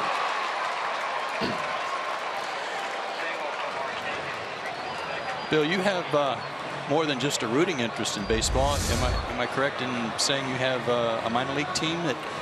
Yeah, I have some part interest. Yeah, with my friend Mike Veck of the Baseball Vacks and Marvin Goldklang. We have a couple of baseball teams. One in St. Paul, Minnesota, that we're real proud of. That's the most fun baseball there is. Independent league? It's the best baseball experience there is. And we've got one in Charleston, South Carolina, and one in Hudson Valley, New York, Peekskill, New York, and some wood bat league things in the East. It's a megalomania. It's crazy. It's like your guy, but not quite as big. Now, I can't think of a match made in heaven more than Bill Murray and Mike Veck, whose dad, of course, was such a legendary guy in the history of baseball and promotion. And Mike's done a great job with the St. Paul Saints for so many years up there. What's it like working with him in the baseball realm? Well, he's easygoing, you know, and the nice thing about him is he says he's going to be there I'll pick you up at 1 o'clock, and he doesn't get there till like 1:12, 1:15, which is right on my schedule. I hate these people that are on time, and Mike is very generous in that way. You know what? I remember you being here in '95 because of the nice tent and setup and everything for the postseason for after parties, and you were kind enough to sign a napkin from my son Gabe that he has tried to live up to. You said, and he was about probably 6 or 7 years old, you said to Gabe, learn to drive a tractor, Bill Murray. He's still learning. Yeah, some people say it's a life's work. Yeah. You know? Yeah. 3 balls, no strikes for Garcia, visiting with Bill Murray in town to watch his beloved Cubbies. So let me ask you, you've probably been asked this a million times in your history of Cub fandom, is this finally the year? Well, this is the year. I think you know that. I think we all know that. I think folks at home know that. The American people know that. This is the year. They're really having a lot of fun. They're just having so much fun. It started last year. They weren't quite ready to win it all last year, but gosh, they had fun, and they're really having fun now. And they have an amazing amount of talent put together here. Yeah, we saw you in the dugout the other day talking with Anthony Rizzo and the guys, giving him a pep talk before game 2 of the series. It's got to be fun for you to be so close to those guys as fans of their work, because I'm sure they are of yours. Well, it's you know, they're a long way from where I am, you know, which is near, you know, retirement and senility. So they're really peaking now. It's great, and they enjoy each other. They treat each other well. They're good people. It's an unusual group. They're an unusual group. I like your guys. I got to say, you can blow a lot of nice words at the Cubs, but I think you have your young talent here is good. These guys are going to be good. It's going to get better and better. Yeah. No, I've been watching, and they you know, they're a little bit away, but they're good. Lester strikes out and they Garcia. don't quit. They don't quit. That's what I like about them. I know you love your golf. Were you a baseball player? What position would you be? What would you like to play? I was a catcher. Were you? Yeah. And I would cry if I didn't get to catch. No, I really was a catcher. I like to catch, and I like the thinking part of it. I like being able to fool the batter. It was fun. Now, with regards to your golf, I know you have a big shindig every year in St. Augustine, Florida, at the Caddy Shack. Well, this is my brother Andy. He runs the Caddy Shack restaurant down there. As you can see by his figure, he's more of a food guy than the rest of the brothers. But it's a really fun tournament and raise a lot of money. That I don't see any money. It goes to someone else, some charity or something, I guess. But it's a lot of fun. They have a good time down there. No one complains about the restaurant, and everyone comes back the next year. A lot of music, good party. It's fun. Yeah, it's a great spot. Just north of St. Augustine on that highway you mentioned, I-95. That crazy highway, yeah. at Golf Village, or whatever they call it, the Kingdom of Golf, the World Golf Hall of Fame. That's what it is. There you go. It took me a minute. What's new in the acting realm? Anything that we should be expecting from Bill Murray there? Don't expect anything, and you'll be pleased. That's the way I say it. Don't expect a darn thing from me. I'm in this thing, Jungle Book, that's out. You should go see that. People say it's the best Jungle Book that's out this year. I'm snaking by that. It's pretty good, they say. As we like to say, if we can't win it, Bill, we hope you and the Cubbies do. Pleasure. Here. Great really to see you again. To see you. All Say the hi best. to all your folks. We will. Thanks Thank for you. coming up. Thanks. No sweat. I mean, a lot of sweat.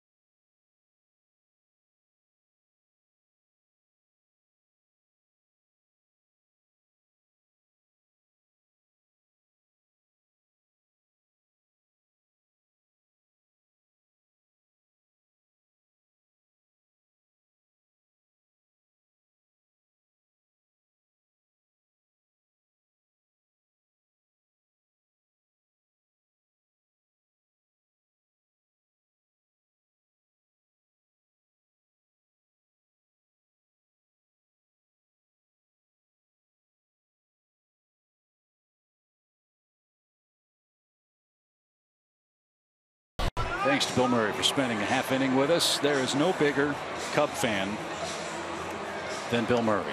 There's no bigger Bill Murray fan than Joe Simpson. I have been a huge fan of his from the first time I saw him on Saturday Night Live. Love all of his films. He's always made me laugh. And he's such a regular guy. I mean, yeah. You know, very kind. Think of all that he's been through with his celebrity status. He was very gracious with us, and we do appreciate it. Well, yesterday I actually went home last night and was telling my wife Kathy that I don't know how he did it. He was so gracious and patient with all the fans who were just swarming him between innings on a hot evening, and he was there for every picture.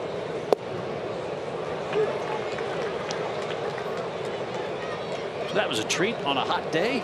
Sure for Bill too, to get out of the heat and humidity down in the lower bowl.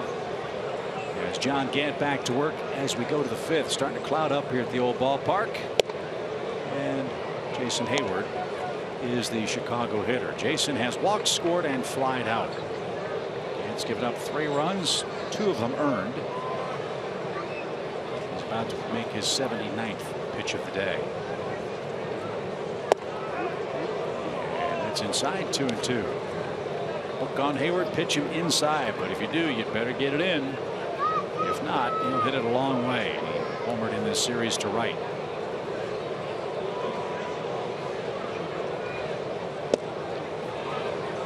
Full count. Well, Drew Harrington did his part for Louisville. What did he finish with? Well, the numbers that you had before, the 7 innings and what was it, 12 strikeouts. But Santa Barbara hit a walk-off grand slam and beat Louisville 4-3.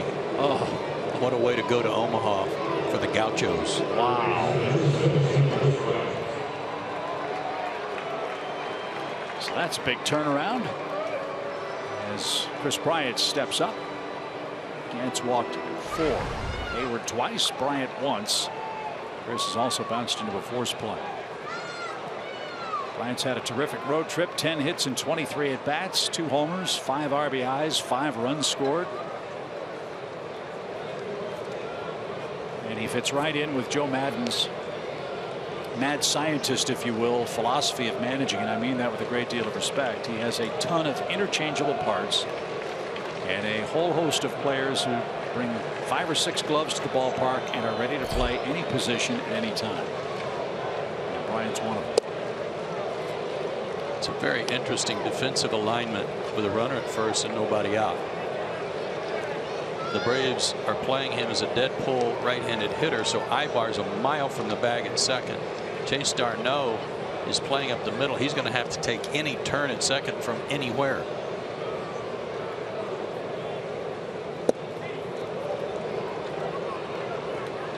No swing, 2 balls, no strikes.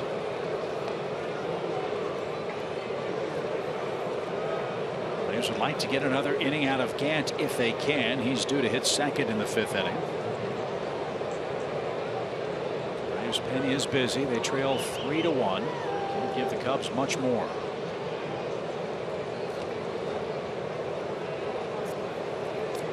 Yeah, he can get through this inning. I think he's going to need a ground ball to help him out and a chance to turn it.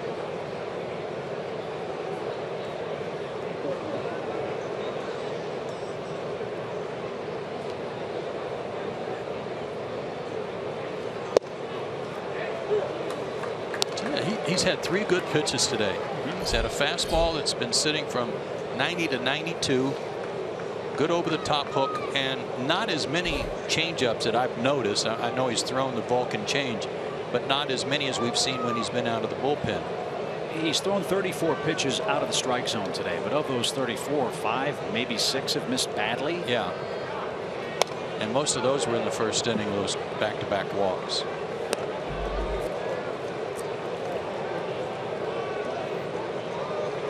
So for a young man making his first major league start and facing this Cubs lineup, John Gant's had himself a very nice day to this point.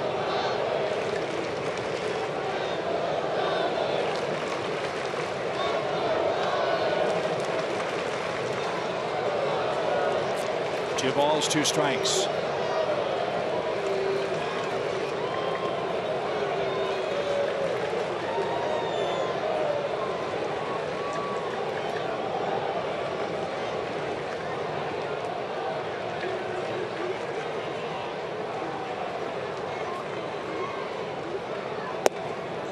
That missed. It's a full count. That was a good try, though. That was, I'm not sure they were trying to throw a so-called front door breaking ball, but it had Bryant flinching and almost caught the inside corner. Got to strike him out, throw him out if Hayward's going.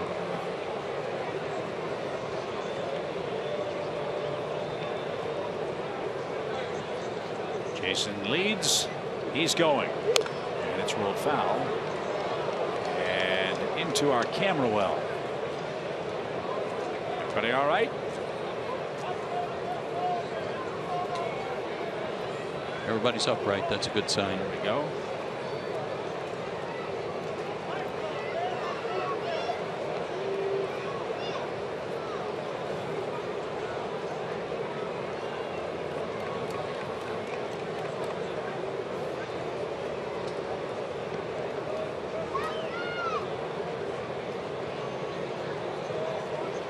Again, the runner goes. Ground ball third. Nice play, Garcia. Long throw to first. Short hop handled by Freeman. Adonis Garcia with another excellent defensive play at third. Saved an extra base hit and maybe a run. And part of what helped was that the Braves were playing him to pull, so he was near the line, and it looked like that was a design one hopper from that distance, rather than risk throwing it in the dirt and give him a tough hop.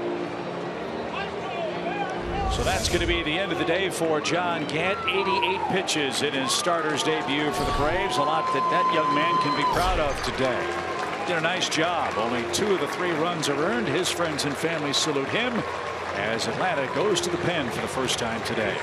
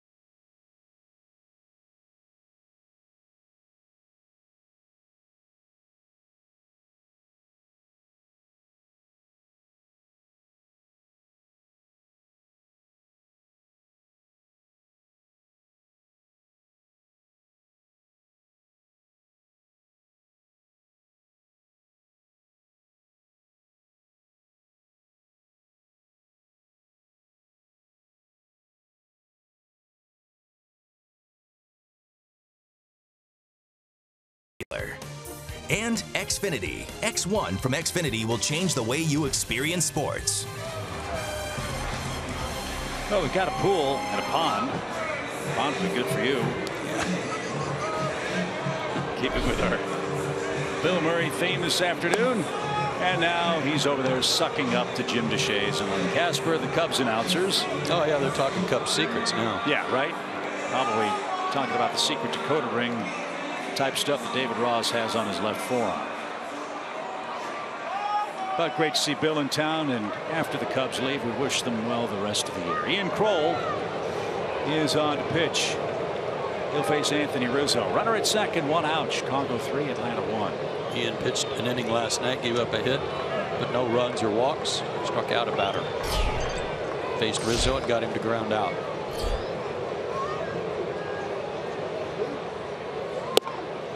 Thoughts on John Gant and his starter's debut today? Thumbs up. Thumbs up. I thought he pitched well. Cut down on the walks. I attribute the first 2 walks in the first inning just to nerves. Settled down. Struck out 4 of the next 5 batters after that, and 5 in all.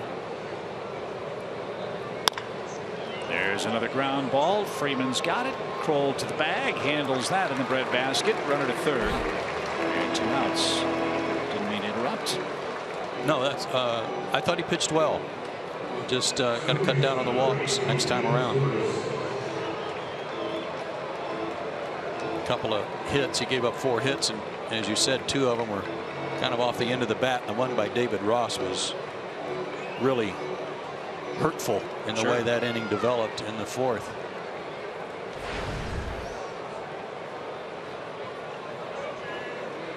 Coughlin's a left-hand hitter on deck. Zobrist a switch hitter in the box.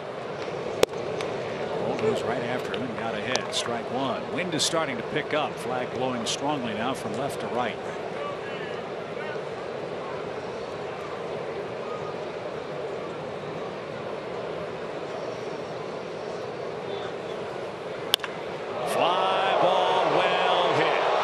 CRT as far as he can go is going to have room. Wind may have knocked that down a little bit. Zobrist hit it a ton in the park, big enough to hold it. That's a homer at Wrigley. This is a big boy ballpark, and Inciarte brings it in, and the game's still 3-1 Chicago.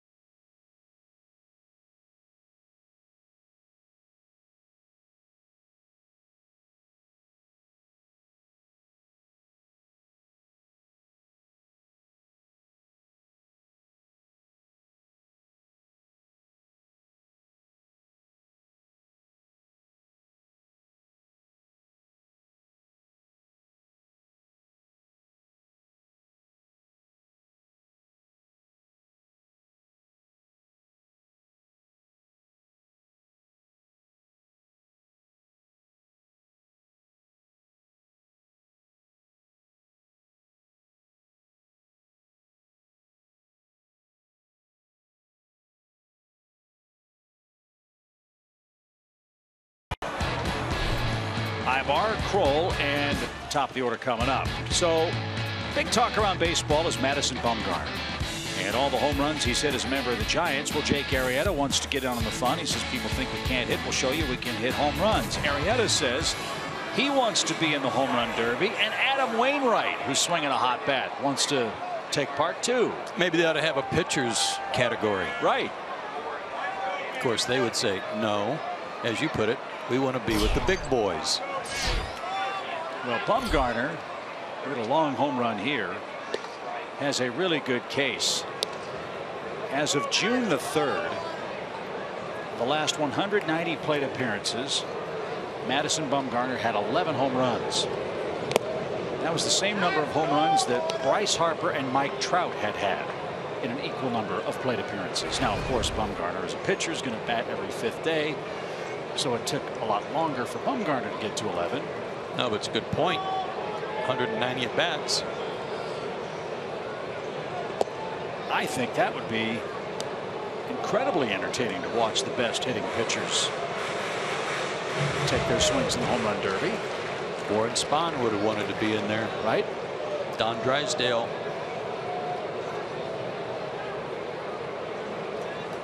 As Eric Ibar leads off and fouls one back to the screen, it's 2-2. Boy, they are just telling Eric Ibar, we don't think you can hit the ball hard enough by us. We're going to, even with 2 strikes, first and third baseman are in way inside the bag.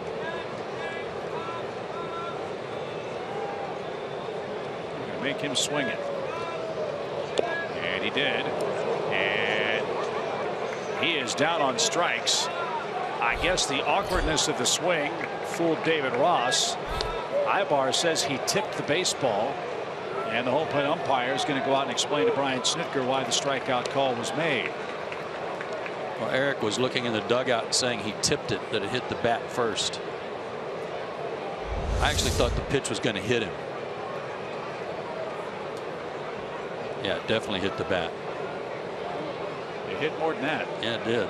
Like I said, I thought it was going to hit him. It did. Now, if there had been no tip and that ball had hit Ibar, because he was engaged in the act of swinging, even though he was hit by the pitch, the umpire could rule that that was a swing and he would be out. So now the question is, correct, as the 4 umpires gather, was the ball tipped? I don't believe that that's a reviewable play. No, I don't think it is, but at least Chris Conroy is going to ask, and that's all you can do. Should have been able to see that clearly from second base.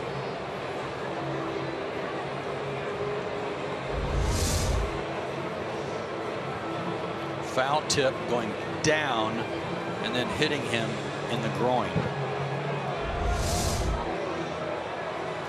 So Brian Snitker wants an explanation. How can 8 sets, or how can 8 eyes not see that that ball was tipped? Well, with this crew, 6+, but you're right.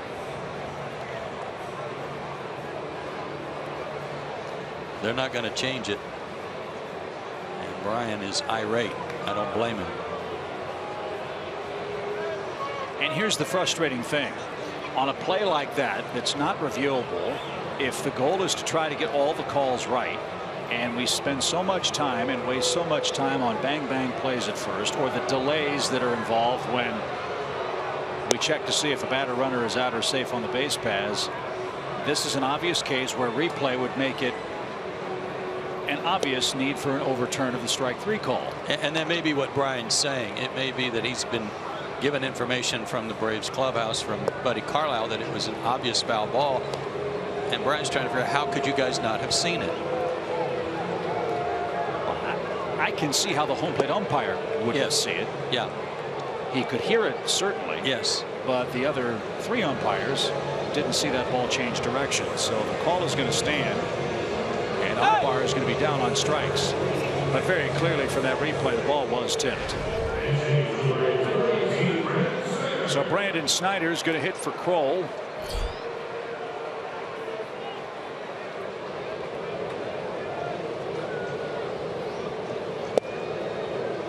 Snyder's hit a home run for the Braves this year. Rolled 2/3 of an inning. Zeros across. Gant went 4 1/3, 3 runs, 2 earned.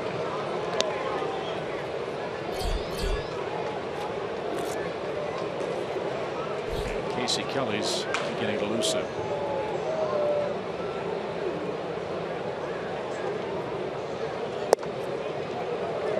Now you're seeing the way Lester has been working in recent starts, keeping the ball down, running the fastball away from right-handers, hard sinkers, cutters.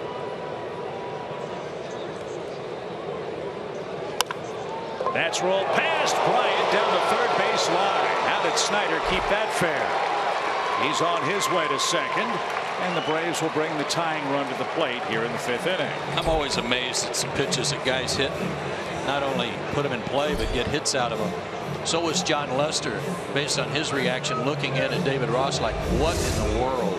Look at this pitch. That couldn't have been more than 2 or 3 inches off the ground and past Bryant. So there you go. Now the lack of a change call on the foul tip is huge. Had Ibar been able to reach, he might have been able to score on that play with his speed. Instead, 1 on, 1 out for Ender Inciarte, who's popped up twice. That's in for a strike.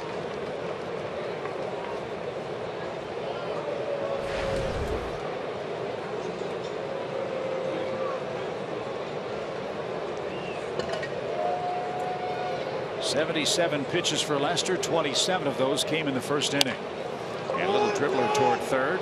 Bryant almost overran that ball as he fielded it, but he made the play. No advance of Snyder, and now there are 2 outs.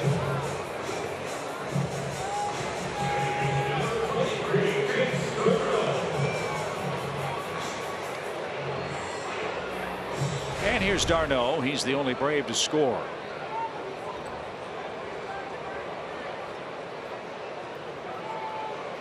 He singled with 1 out. Freddie Freeman followed with a hit. The Braves engineered a double steal, and David Ross's throw ended up in center field.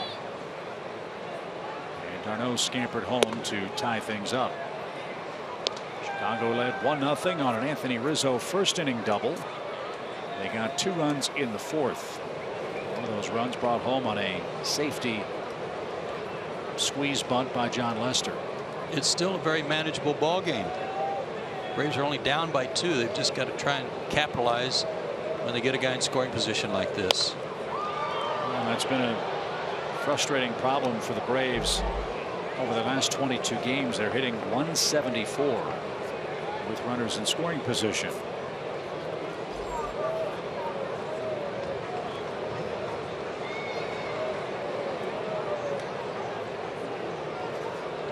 Got him 1 for 9 today.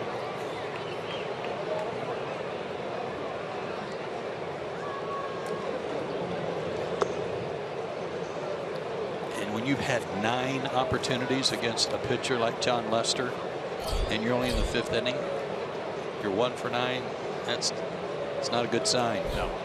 I mean, you give credit to him because we showed that sub 200 average against him with runners in scoring position, but from the Braves side, you got to try and make the best of those opportunities.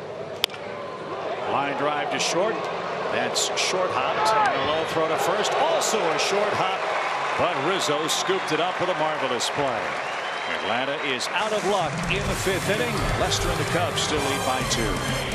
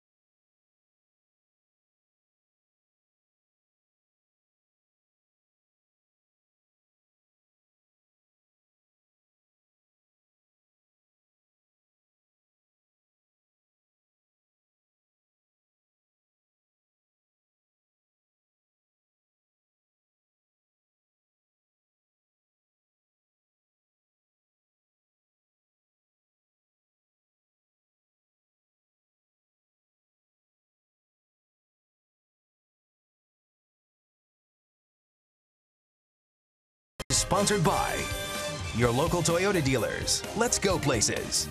The Georgia Lottery. And Synovus, the bank of here.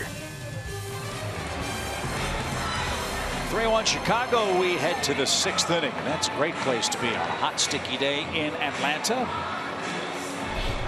As big crowd watching the Braves and Cubs play Game 3. Fans, the Braves and Fox Sports South are asking fans to nominate and share stories of people who are going above and beyond to inspire those around them. During Community Heroes Week, August 16th through 19th, Each day, a different honoree will receive a special VIP experience. Go to Braves.com/inspire to nominate that person today.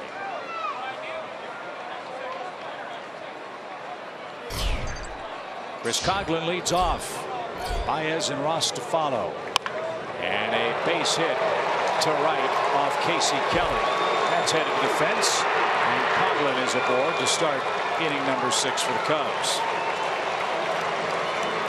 That double notwithstanding, I really enjoyed watching Casey Kelly pitch. He has done a wonderful job, and all you had to do is go back to that relief appearance when he in extra innings against Milwaukee back on May 25th, when he went 4 innings of 5-hit ball, gave up 1 run, and took the loss in his 4th inning.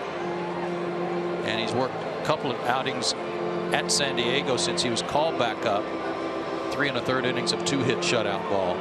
He's done a good job. Let's see how the Cubs play it with Javi Baez up there. He bunted for a single last time up. He grounded out to third in his first trip and hit the base very awkwardly. His ankle appeared to roll severely on that play. He's been able to stay in the game, obviously.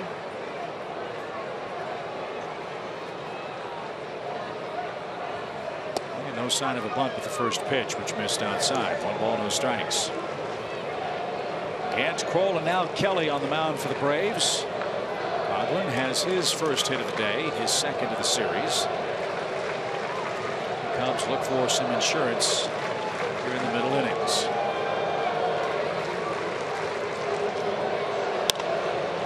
High fly to right. The wind is pushing that near the wall. Markakis will run out of room. You've heard the term 4th outfielder, a guy who can play any of the 3 outfield spots and fill in to give anybody a rest. Baez is like the 5th infielder for Joe Madden. We saw him start at first base the first game of this series. He can play any of the infield spots, and he comes in today hitting .267 with 4 homers and 15 driven in part-time play. So when he puts him in there, when Joe puts him in there, he usually does something to help the team, and he's done that already today. 1 ball, 1 strike. I asked Joe Madden the question I was talking about yesterday when he came to the Cubs. Was he trying to change a culture or implement a culture? And he said in Tampa Bay, with all due respect to what the Rays had accomplished before he got there, it was almost like an expansion situation in what he was trying to put in place. And it started all the way in the minor leagues up through the major league level as to how he wanted the Rays to play and how he wanted his players to be taught in the minor leagues. He feels with the Cubs that really the culture's already there. It's more about implementing a style and letting these players play, because he has better players now than he did most of the time while with the Rays. And as any good manager, I'm sure, would tell you, when you have that many good players, just get out of the way and let them play.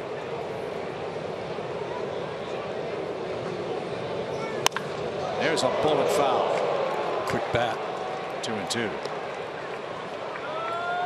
And as I said yesterday, I think fans sometimes get lost in the cool cars, the Jeeps, the Scooby-Doo vans, the shirts with the funny sayings, and the themed road trips and all that stuff. That's just a way of making the work environment as comfortable for his players to be successful. David Ross told me today the most important thing about Joe Madden that you need to know is his ability to communicate. And some of what you're talking about lends itself to communication, but he does a real good job of getting to know his players, know what makes them tick, and communicating in a way that they understand. And I couldn't think of a better compliment coming from David Ross to Joe Madden, because people think he's somewhat eccentric, that he's kind of off the charts in some of the things he does. Talking about Madden. 2 balls, 2 strikes. And that one's popped up. Can anybody catch up to it? Ibar on the run in foul ground. He can't make a play. It's in the sense. You played in the major leagues. You've been around the game your whole life. I think you would agree that everybody who wears the manager's uniform, by and large, can manage the game.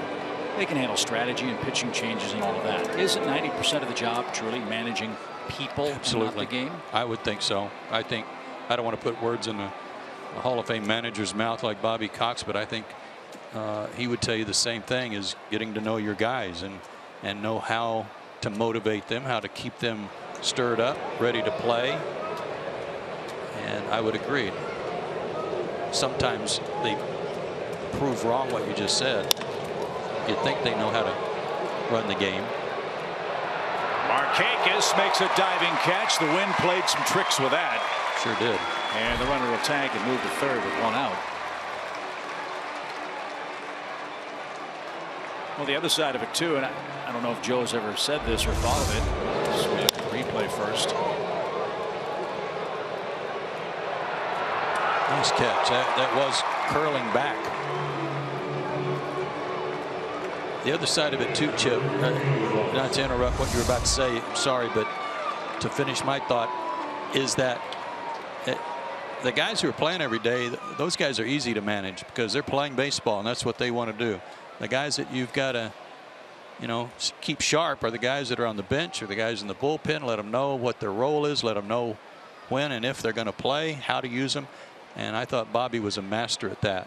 That was one of Chuck Daly's great sayings. The Hall of Fame coach of the Pistons, the Bad Boys, he used to always say the key to being a good coach in the NBA is keeping the 4 guys who aren't playing away from the 8 guys who are. And that's a valid point because everybody's at this level thinking, hey, if I just got a chance to play, I could be a star too. Yeah. And you can really have a poisonous well if you're not careful in keeping everybody rowing in the same direction. As David Ross bats, cloud cover overhead finally, and Ross inside outs that ball to right. Beautiful piece of hitting. Coghlan scores to make it 4-1. There's another guy that's the epitome of not playing every day, but doing something to help his team win. He's had a bad day defensively with 2 throwing errors that led to one of the only Braves run in the first inning. He's got 2 hits and a couple of RBIs. So a big day for Ross at the plate. That extends the lead for John Lester, who's in the box with 1 man out. A sacrifice bunt brought home a Cubs run in the 4th inning. Took a 3-1 lead and haven't looked back. Another good thing about being a player's manager, I would guess, if you give the players the latitude to kind of run the clubhouse on their own and you give them boundaries with which to play and allow them the opportunity to change things they don't like. If you're the manager and it doesn't work, you say, it's your fault, not mine. Right? Doesn't often work that way, but I would think that'd be a benefit. Well, as long as I was here while Bobby was managing, I've never heard a player say, I really didn't like playing for Bobby Cox. And here's why. I never heard that from anybody during their career here or after. And I'm making that same application to Joe Madden in terms of communication, trying to keep everybody happy in terms of knowing their role and how they're going to be used. You'd probably be hard pressed to find somebody who doesn't enjoy playing for Joe Madden for maybe a few different reasons, but it's a common thread. And if you are a manager like Bobby Cox or a manager like Joe Madden, if your team is winning, all that other stuff goes out the window. Sure. None of that other stuff matters. Yeah. That's Freddie Gonzalez. 2 balls, 2 strikes for Lester. And it's taken downstairs. Now it's a full count. Hope John didn't think they were throwing at him there. When he got that one high and tight last time up, when he put that bunt down, I think some of that is just kind of reactionary, almost a fright, you know, up and in, and you turn around a little bit scared. Bouncy ball to Freeman at first. He's going to go to second, and Kelly wasn't standing on the first base bag. He couldn't handle the throw, and Ibar is saying he was interfered with by David Ross at second base.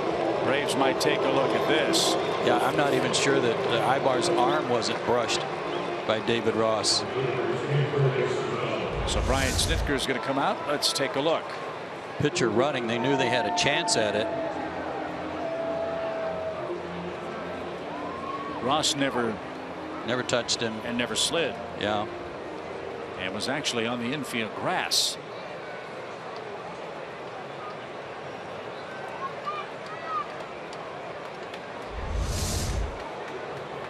You know, it's funny. When all these sliding rules came into effect, I said, so why should anyone ever slide? You know, if you're not going to slide, if there's a danger of you getting a double play call, why not just go in and bump the guy and then keep your foot on the bag? Or just like David Ross did, go standing at second base and make a shortstop have to touch the bag, take a step, get out of the way, and then throw to first. And run the risk of getting one planted right between the eyes. Right. So this play is going to be reviewed at second base. Ross was forced at second. The question is, was interference in play? And oh, he's out. Yeah, he's on the grass. Right. That should be a double play. He was trying to get in the way of the throw, and then he's covering up knowing he might get one right in the ear, but he was on the grass. That ought to be a double play.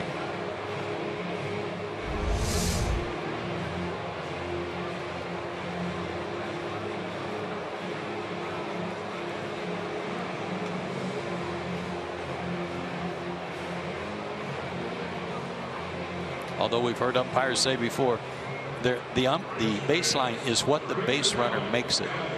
Wherever he's running is the baseline. There's no invisible line directly between the bases. So it's going to be a double play. Interference. So the Braves challenge. The call is overturned. And that is going to end the inning for the Cubs. Home sixth, 4-1 Chicago.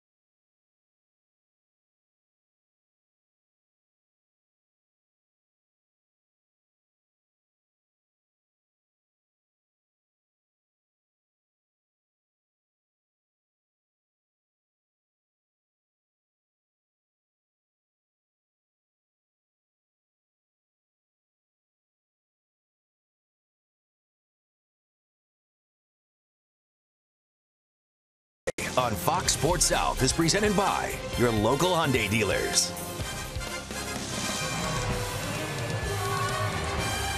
That's a great looking car here at Turner Field. And hopefully be able to drive home with the windows down. Clouding up here at Turner Field on a hot, sticky day. Going to find a way to make some noise against John Lester. Bill Murray's back in his seat, and the line forms in the aisles, and he tries to accommodate everyone on a hot day. Speaking of hot and sticky.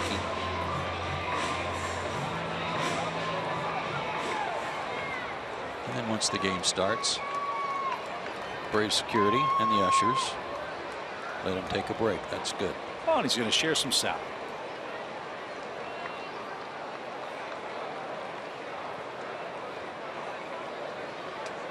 Freddie Freeman leads off.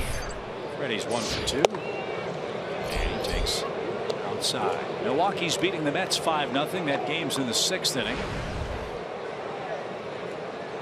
After National League action will get started in about 20 minutes or so. Late game tonight is Dodgers and San Francisco at AT&T Park. Giants had a big comeback win against the Dodgers last night.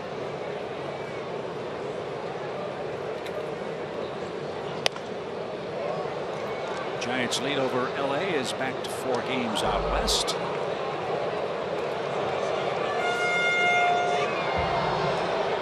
Phillies in Washington a little bit later. Washington 3.5 games ahead of New York. Marlins are hanging in there 6 games back. They visit Arizona.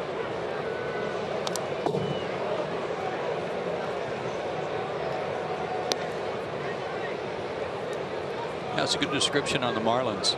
They are hanging in there.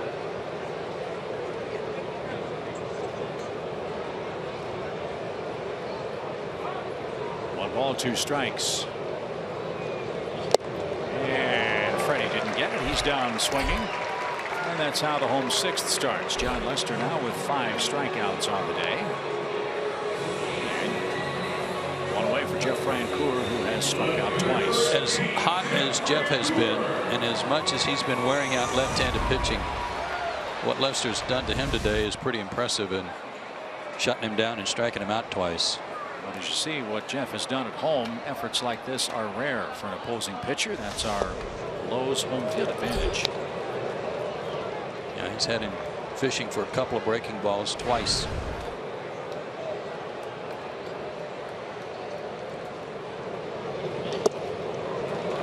That pitch, biting down and in on him, tying him up, has been the one that's been effective. And it's 0-2 again.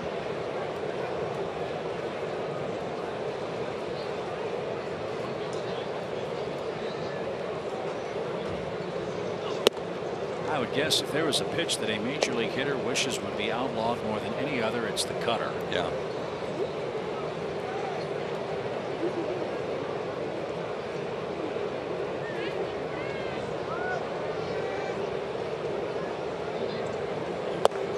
Strike 3 outside corner. Yep. In and out, up and down. I know Jeff thought that was outside, but that was painting right there. David Ross doing his part.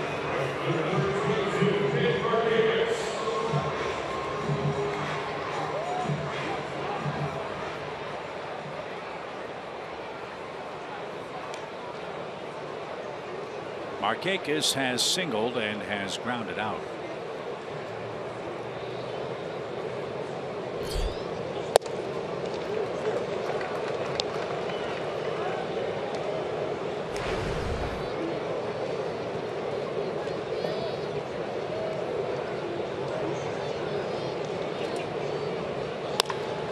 And a bouncer right side. Rizzo broke for the baseball. Now he sprints to the bag.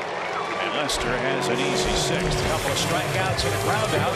He's rolling. Top of the order up for the Cubs.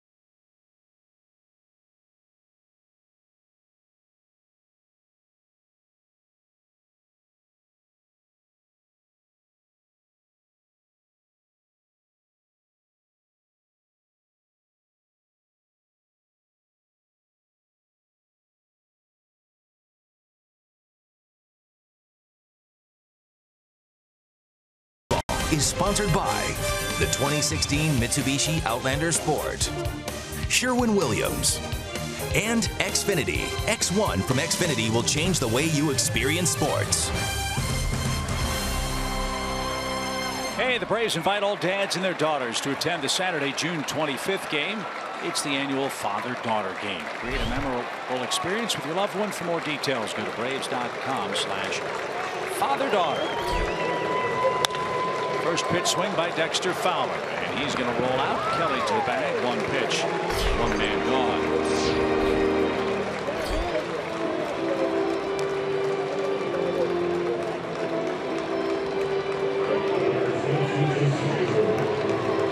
Jason Hayward's going to stand in. Jason's walked a couple of times, and he scored a run. And I know the Cub fans have been somewhat critical of the way Jason started the season, hitting in the low 200s. It's beginning to pick up. Had a real good day yesterday, including the home run. But one of the things that he also does is walk, and if he's scoring a bunch of runs, if he cranks that number up, he's doing what they need from him in the second spot in the order. As you mentioned earlier, with Dexter Fowler getting on base so much, he'll see a lot of fastballs. He'll have first base occupied with a big hole to operate from as a left-handed hitter. But if he's scoring runs, that's what they want from him in this spot in the order. And he scored one yesterday, as you'll see on our Yellowwood brand Bringing the Lumber feature. Yeah, first at bat against Matt Whistler, and it was no doubt his fourth homer of the year. This one's cracked deep right center field. Will the ballpark hold it? It will. It's off the base of the fence, and Hayward's aboard with a stand-up double. Look, Braves knew Jason Hayward better than anybody. Brought up through the system. Hit his first big league home run here. Had some great years as a Brave. Likes the ball away from him. Get his arms extended. And the Braves also like Justin Upton. Those two men signed contracts that have totaled 14 years and $319 million. That was way beyond what the Braves were going to pay. Never going to happen here. So while fans get frustrated and upset about trading away known commodities, star players, favorite players, the trades of Upton and Hayward have brought back Dansby Swanson, Aaron Blair, Ender Inciarte, Max Fried, Dustin Peterson, Jace Peterson, and Malik Smith. And then 1 year of Shelby Miller as well, which also brought back Tyrell Jenkins. Let's make it clear too that, and I don't know what the terms were, depends on which side you talk to, but the previous regime that was running the Braves claimed to have made an offer to Jason, a multi-year contract that was, in their words, good money for a guy who was in his second or third year of the big leagues. And when we say good money, let's just say it was significantly good money. Yeah, it wasn't 2 years, $20 million. No, it wasn't. It was a good contract, as they stated. Now, ask Jason about it. Maybe that's a different story. I don't know. But he turned it down. All I know is there was an offer tendered. Right.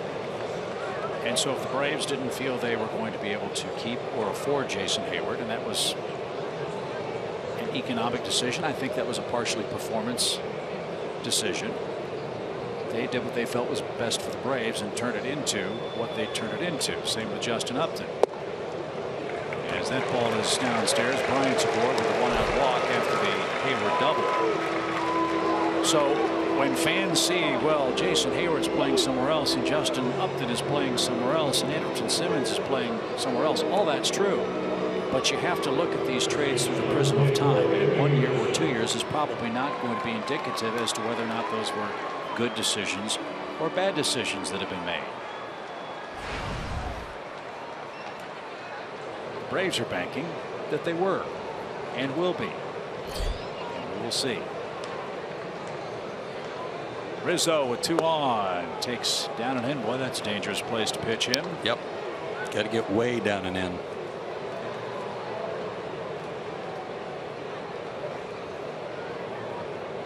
Rizzo extended his hitting streak to 9 games with an RBI double in the first.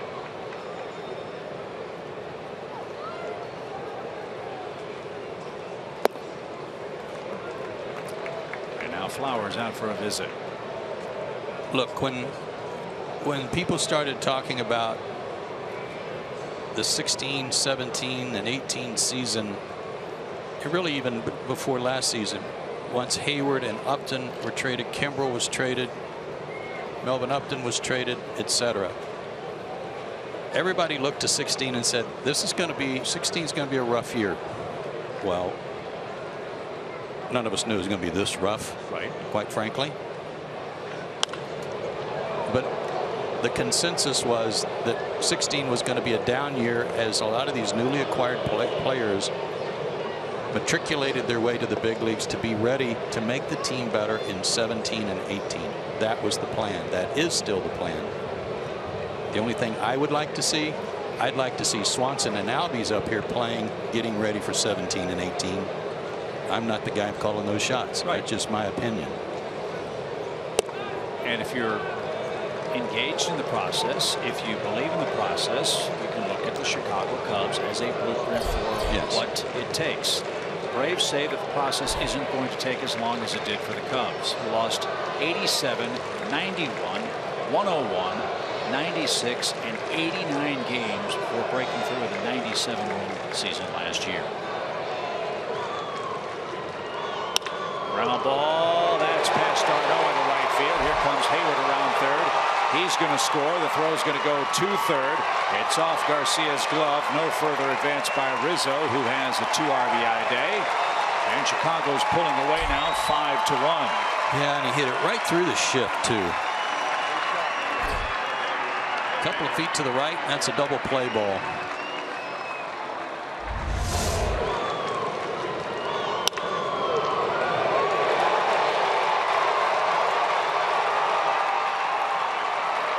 So the point being for the Braves, and relating it to the Cubs, after an 87-loss season, their #1 pick was Javi Baez. After a 91-loss season, their next pick, #1, Albert Almora. After a 101-loss year, the 3rd overall pick was the 2nd overall pick, I believe, was Chris Bryant. After a 96-loss season, their pick was Kyle Schwarber. Those guys are kind of important to him right now. And they signed John Lester. Traded for Arrieta. Was Lackey a free agent? I believe he was. He was. He had that crazy option in his contract. That's right. From Tommy John surgery. So they got him as a free agent. Traded for Montero. They brought in David Ross. Zobrist a free agent. So they complemented their draft choices with free agents. Once they reached a point, they thought they were going to compete. Zobrist is going to split the gap, and that might score 2. Here comes Rizzo around third. Nope, they're going to stop him. Zobrist with an opposite field double. And here come the Cubs again. They're averaging 6 runs a game on the road. They've got 6 here today.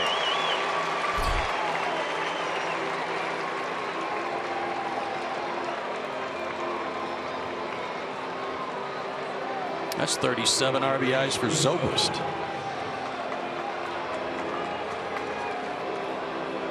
Chris Bryant surprises me how fast he is. He went first to third on that single up the middle. Kept a double play from happening earlier in the game. He can run. Oh, we told you that Eric Ibar was activated today and Daniel Castro was sent down. Well, Daniel didn't pout. He just hit a 2-run homer for Gwinnett today. Good for him.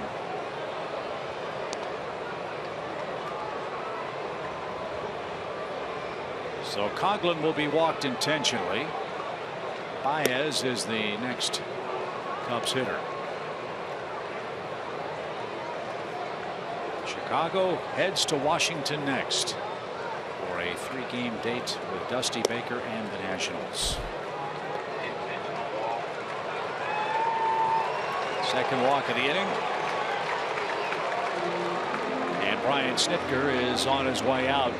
The bases are loaded, and it's going to be Alexi Ogando who's going to come on to try to clean up A big miss. Casey Kelly's been hit hard today. He's given up 3 runs. He'll leave with the bases loaded and 1 out. Cubs have pulled away. It's a 6-1 score.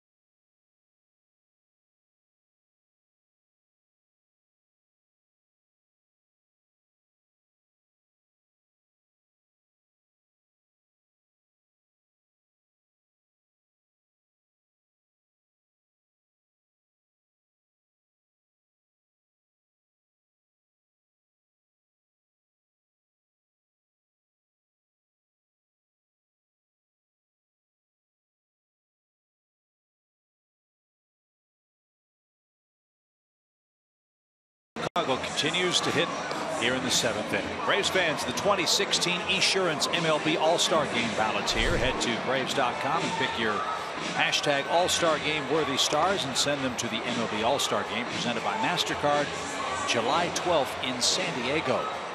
Vote today, vote tomorrow, vote the day after tomorrow if you want. Vote at Braves.com/vote.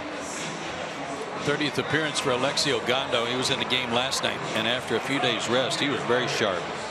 3 up and 3 down inning with a strikeout. He'll inherit bases loaded, 1 out here and try to get out of it.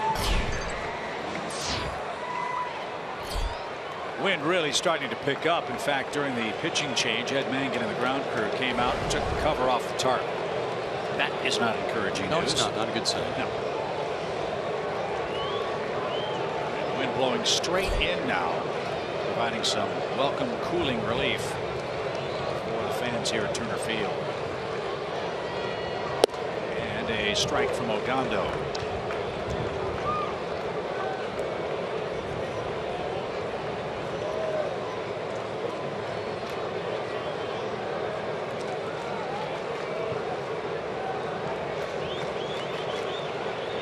Cubs have them loaded. They're leading 6-1 despite committing 4 errors today.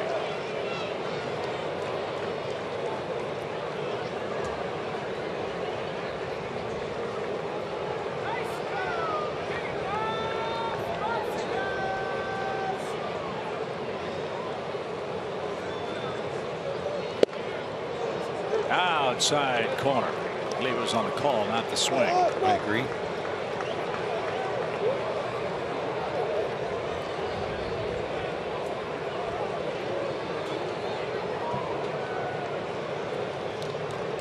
Nothing else, the temperatures dropped a little bit.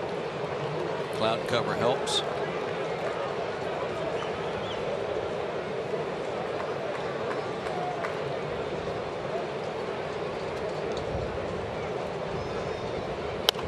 So just like Wrigley Field, you stand in the batter's box, check the flags. If you hit it in the air right now, it's probably not going to go very far. I was surprised when you told me that, with your experience all those years at Wrigley, that the wind blows in a lot more than it blows out. In and across. Yeah. It's a great pitcher's park.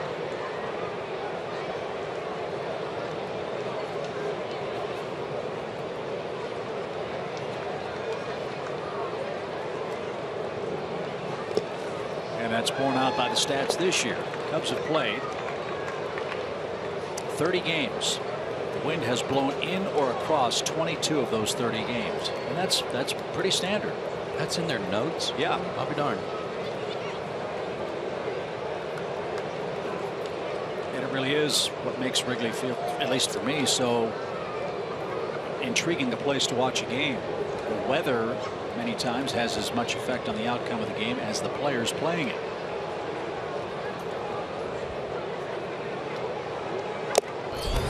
That's tipped and caught. Ogando came in and retired the first man. That's impressive work. And he takes care of Baez with a 95-mile-an-hour fastball. 5 pitches for the second out.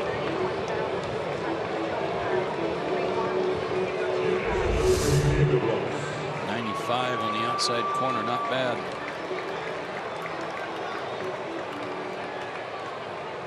Got to figure out a way to get David Ross out. He snapped an 0 for 13 slide with a base hit in the 4th, another RBI hit in the 6th.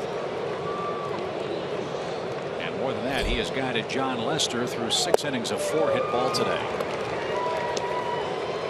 Over 31,000 here today. That puts this series at over 100,000 people for the weekend.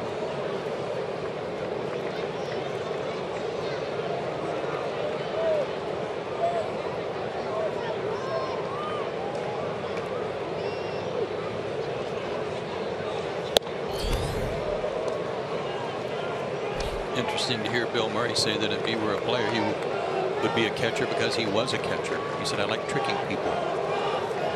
Sounds about right, doesn't it? Thanks again to Bill for joining us in the early innings today.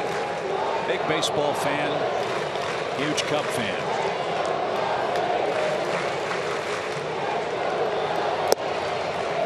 And no swing. 2-1 for Ross.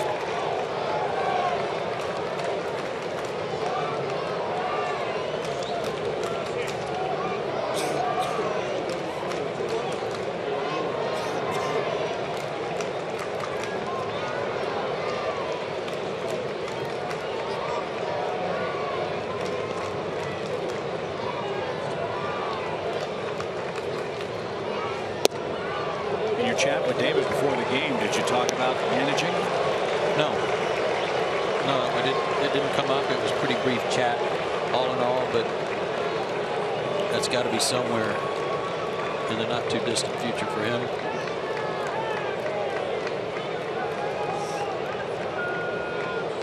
Three balls, 1 strike. No place to put the Cubs catcher David Ross.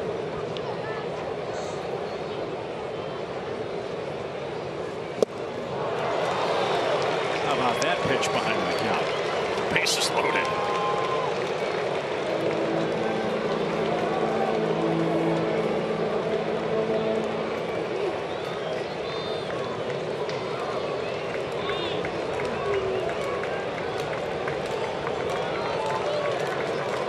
So the runners will take off with 2 outs. And Ogando ready. Here it comes.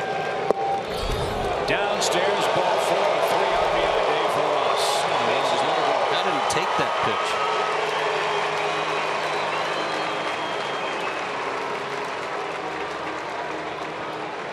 pitch? Sometimes a guy will say, well, I took it because I knew I couldn't hit it. And it was probably low, but man, that is too close to take with the bases loaded, and he did. Rumble of thunder overhead as John Lester stands in.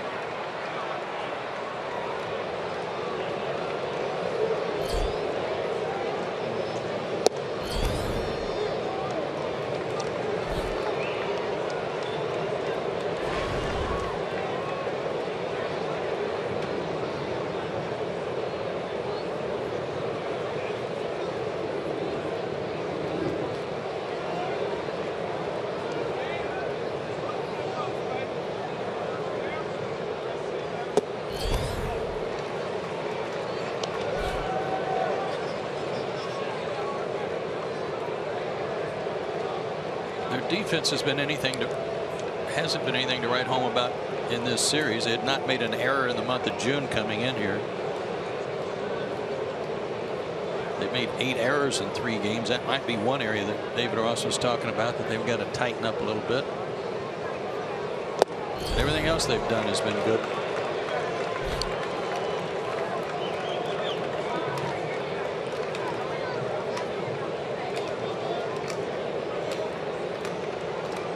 1 ball, 2 strikes.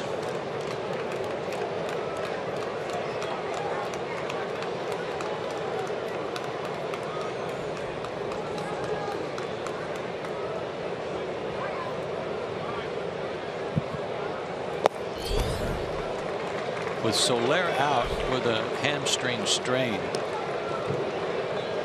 the reacquisition of Coghlan was really a good move.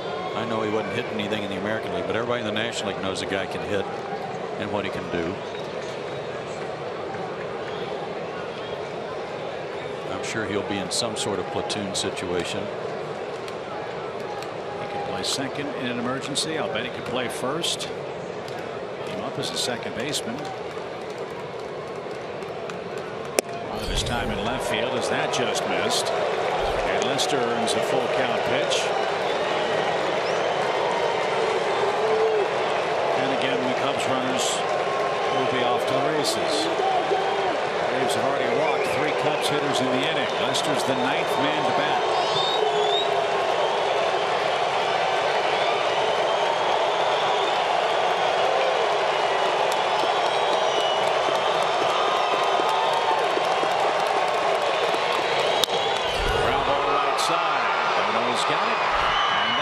Retire the side. Chicago picks up 3 runs. They do that on 3 hits, 3 walks. And as we head to the 7th inning stretch, the Cubs have a commanding lead of 7-1. Threatening skies overhead, but a healthy breeze blowing in for our big star on home Sundays. Timothy Miller will make his way to the center of the diamond and perform another stirring rendition of God Bless America. 31,000 on their feet for Timothy's performance. God bless America, land that I love. Stand beside her and guide her through the night with a light from above, from the mountains to the prairies to the oceans white with foam. God bless America, my home, sweet home. God bless America.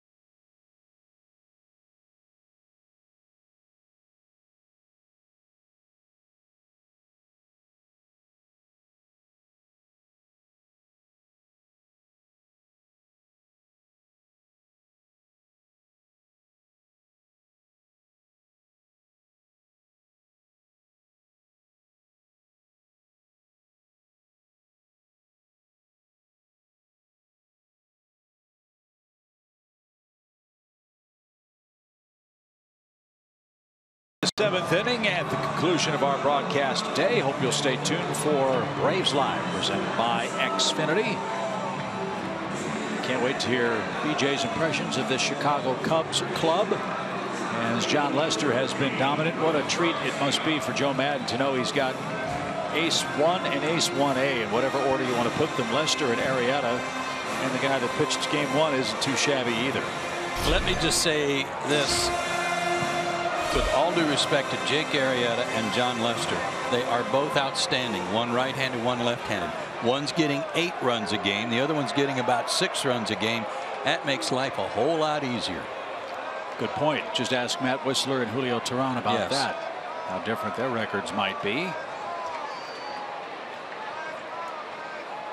But I will say this for Lester, when the game was on the line in the first 3 innings, he made some big pitches, got big outs with runners in scoring position, and the Braves helped him out on the bases too.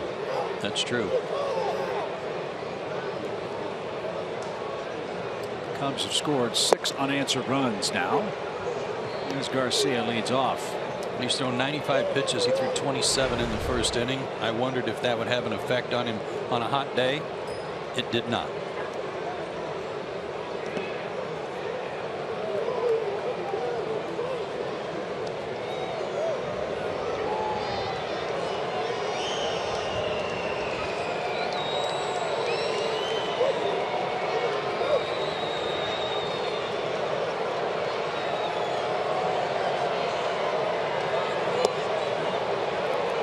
And the rain is beginning to come down.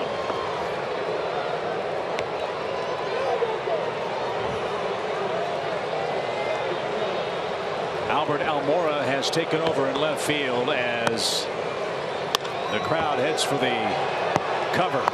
Hayward on the run, battles the raindrops, makes the play. 1 out.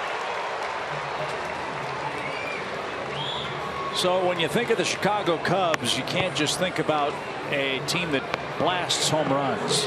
This is the Cubs starting rotation 1 through 5 at the moment. Yeah, Jason Hamill's got what was it, the 6th, now the 5th best ERA in the league, and nobody talks about him that much. He's 3rd on the team in ERA. As I mentioned earlier, there are 4 Cubs in the top 5 in National League pitching whip. Clayton Kershaw is the best. The top 4 Cubs starters are 2nd, 3rd, 4th, and 5th on that list. And that's out of play. Rain's really coming down. Rain's coming in. I have to go to my rain programming scorekeeping.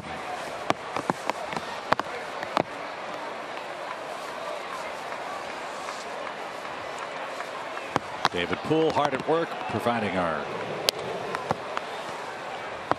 microphones with their rain bonnets. Get after it, Dave.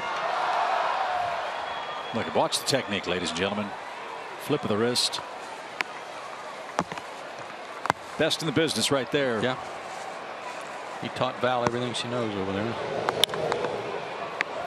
That's hit toward left. Almora says he's got it, and he does. What is that like? I'm sure you've had to make a play like that. The worst was Candlestick Park. You just had no idea where the ball was going to come down. You just had to try to take a best guess. Wind's blowing, teammates coming at you. Changed directions 3 times. Egg-sized raindrops are splashing in your face. He's thinking, and you waited till now to put me out here in this pouring rain.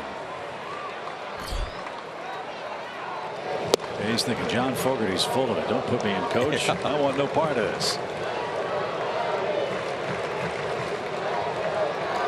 Now it's steady rain as Ibar with a 1-0 count takes a little low. Just joining us, Eric activated from the DL today. A right foot contusion sidelined him starting May 28th.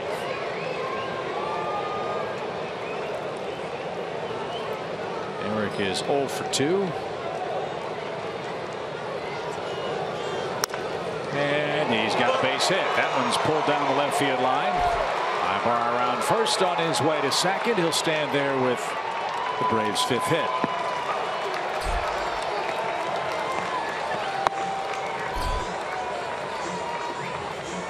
And Malik Smith's grabbed a bat. He'll come on and pinch hit.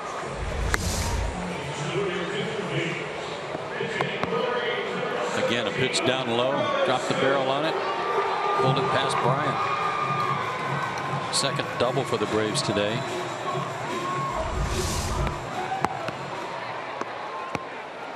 Snyder had one in the 5th, a similar pitch.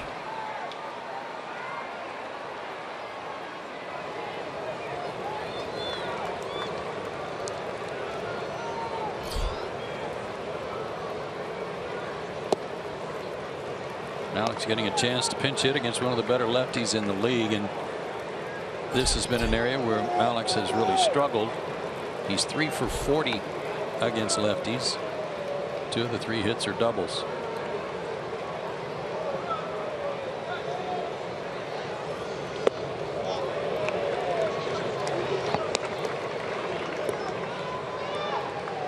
So the Braves will be at least 4 deep in their bullpen today. Kroll, Kelly, and Ogando, the first 3 relievers to work. Come on, David. Well, it's just drizzling now.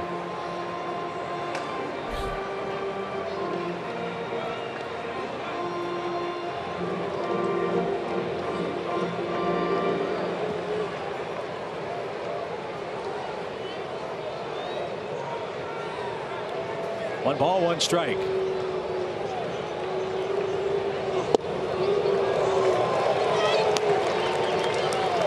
Mr. still throwing hard. That one in at 92.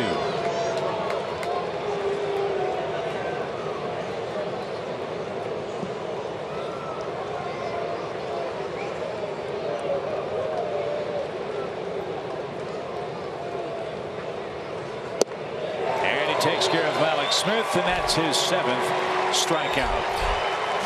We'll see if Lester continues. It's 7-1 Chicago.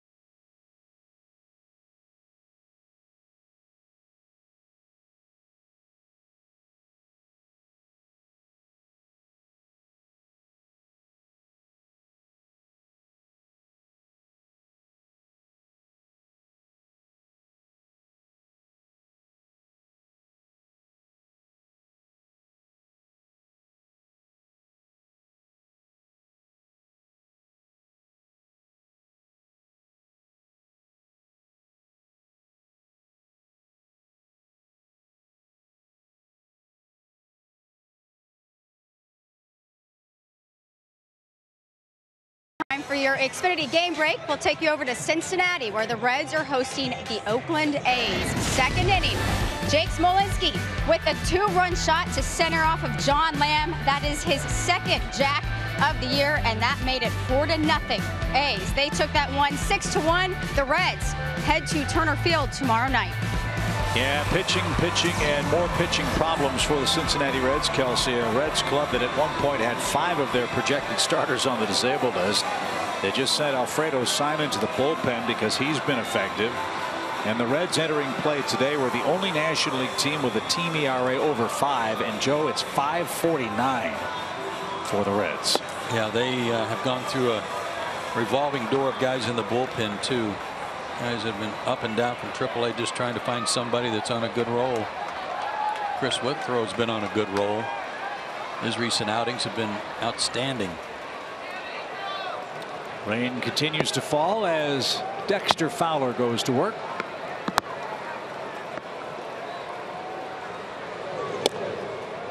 It's like a spring training game in this regard. Little liquid sunshine with blue skies overhead. Infield looks to be in great shape. Lights are on as Fowler tries to pick up his second hit. 7 straight scoreless appearances for Withrow.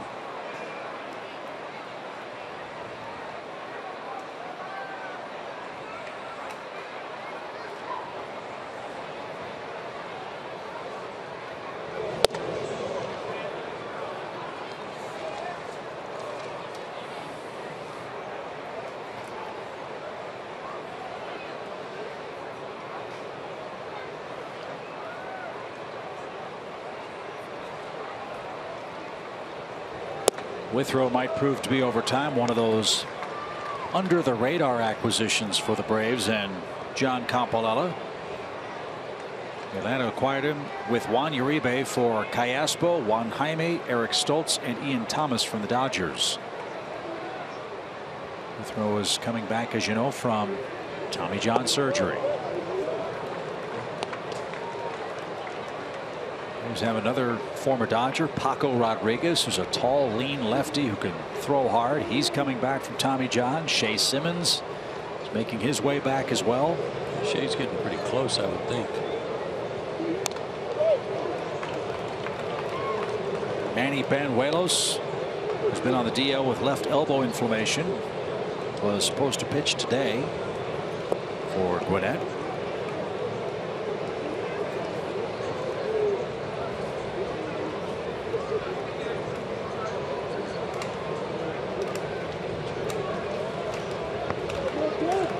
Follow those players' progress as we continue on here in mid-June. Fouled away. Full count for Fowler.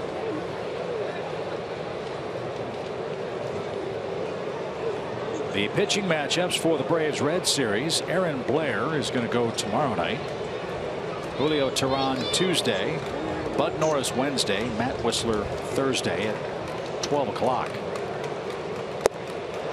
Fowler's down on strikes. Good sequence by Withrow to get his man. One down. Braves then hit the road. Very brief road trip. 3 in New York, 2 in Miami before coming right back for the Mets, Cleveland in interleague play, and then the Marlins. That Marlins series is a 4-game set. 3 of the 4 will be here in Atlanta. July 3rd will be the Fort Bragg game. It'll air on ESPN for Sunday Night Baseball. Then the last trip before the All-Star break, Phillies, Cubs for a day, and then the White Sox. By the way, the Cleveland Indians are in first place by 3 games in the American League Central. They've won 7 of their last 10. 34-27 record.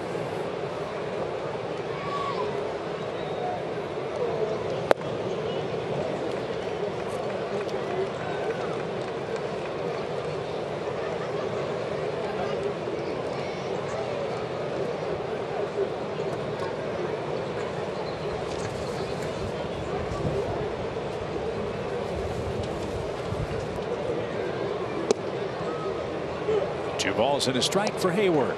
Wind blowing straight in.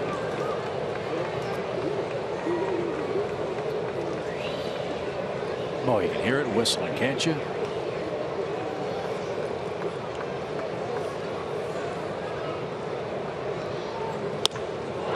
Hayward's got another hit. He's going to think about an extra baser, and he'll slam on the brakes. Good job by Markakis to get to it quickly. And Hayward, his second hit in as many innings. 2 walks, 2 hits today for Jason. Another pitch out away from him. You can't pitch him away. Likes to extend his arms, get out around pitches. Had a big day yesterday with a home run, a single, and a double. So he's coming around. Just what the rest of the National League needs to hear with this Cubs offense. Here's Chris Bryant. Bryant's walked twice, scored once.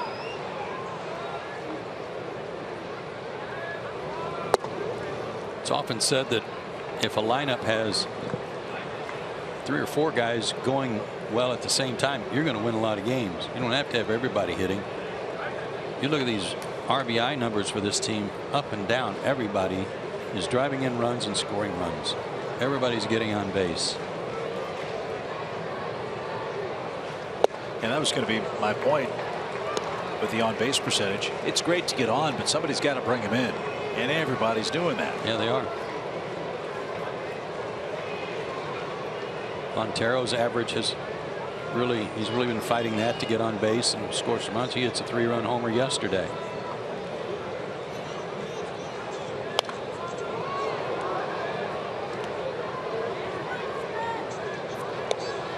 Braves will pay attention to what the Nationals do with Chicago.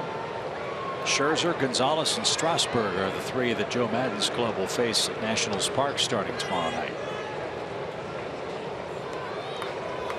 Strasburg's 10-0. Scherzer is 7-4. Gio Gonzalez 3-5.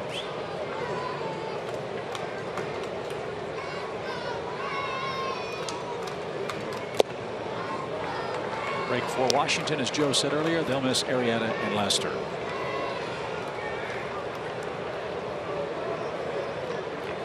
On base percentage 3rd. That's a key for them. 3rd in runs per game. Not just Zobrist walking. They all do. They all take a walk.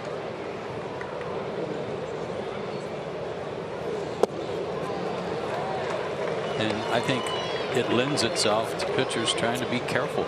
You know, the walks start adding up because pitchers are trying not to make a mistake. And all of a sudden they find themselves in 3-2 counts like this.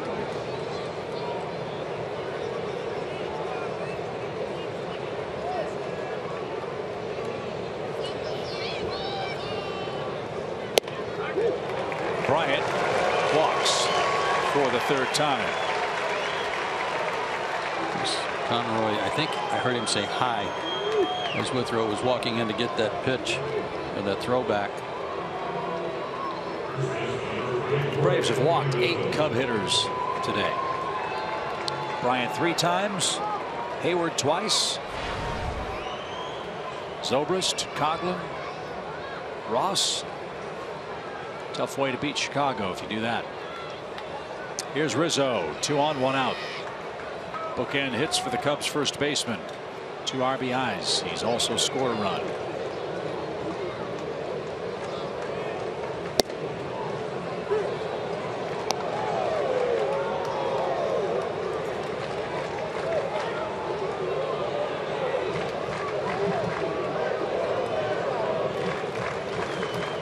Since 2013, Anthony Rizzo's tied for first with most home runs in the National League. Is that right?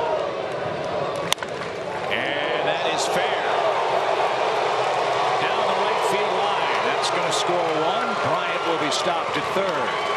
Rizzo has a 3-hit, 3 RBI day to make it 8-1. Right down the first base line. I don't know if Freddie Freeman ever saw it. It was hit so hard.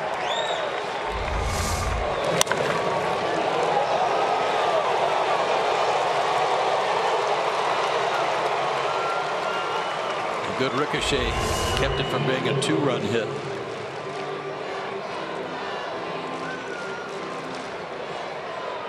Anthony Rizzo tied with Giancarlo Stanton with 100 homers.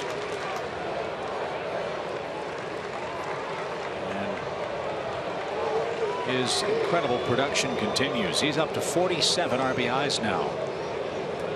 He's passed his teammate Chris Bryant.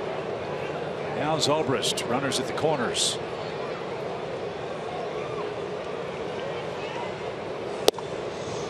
I mentioned earlier the value of Jason Hayward getting on base for these guys, and a key stat for him is runs scored, and he's crossed the plate 3 times today.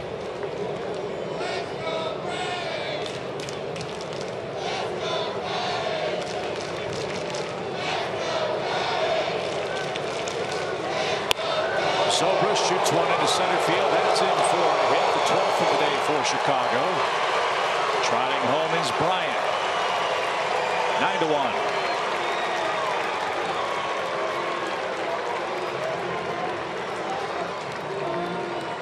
.38 RBIs for Zobrist.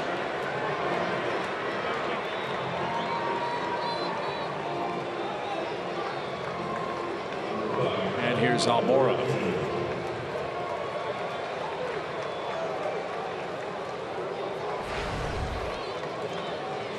Some have called this young man the Cubs center fielder of the future. He's made a couple of nice plays in left field in the 3-game set.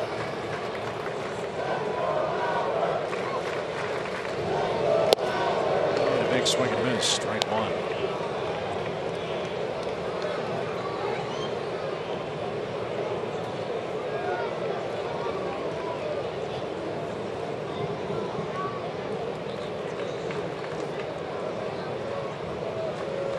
Cubs have already won 21 games this year by 5 or more runs.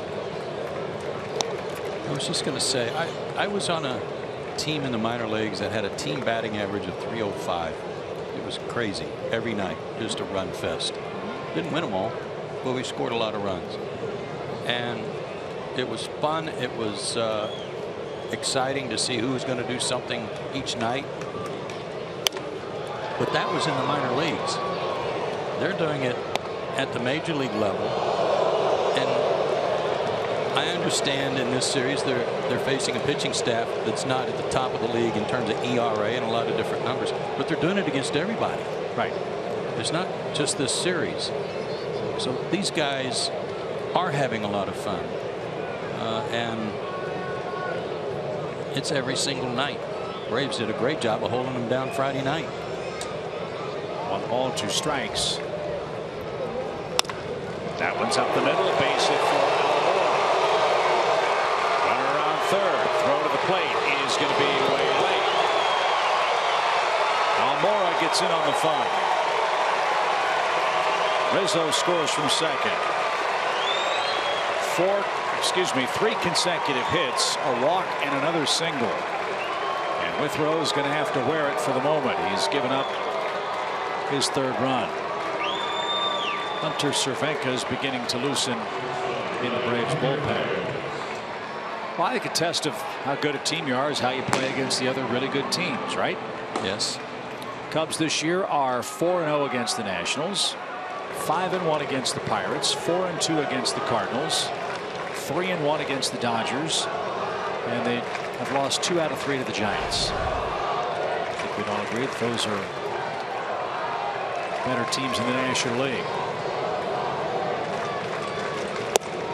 And they played the Angels in interleague play, and they swept them in 2 games. Yeah, they've only played 2 interleague games.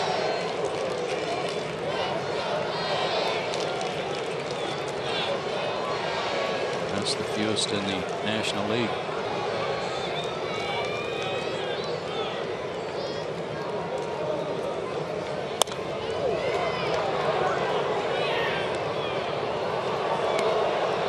The upper deck foul, 1 ball, 1 strike for Javi Baez. Cubs batted around in the 7th. Baez is the 7th hitter to hit here in the 8th.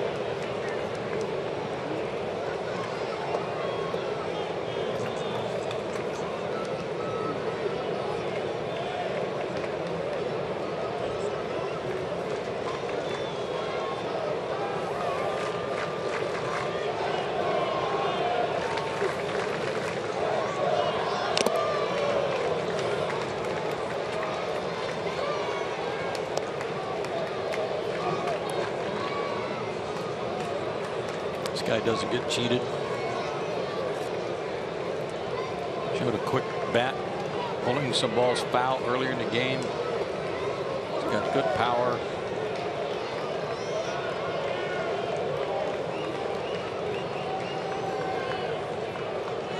$16 runs and 18 hits are the season highs for Chicago. He's kind of like Hamill with the staff, with infielders driving in runs and playing like Russell and Bryant and Rizzo. You don't hear much about Baez.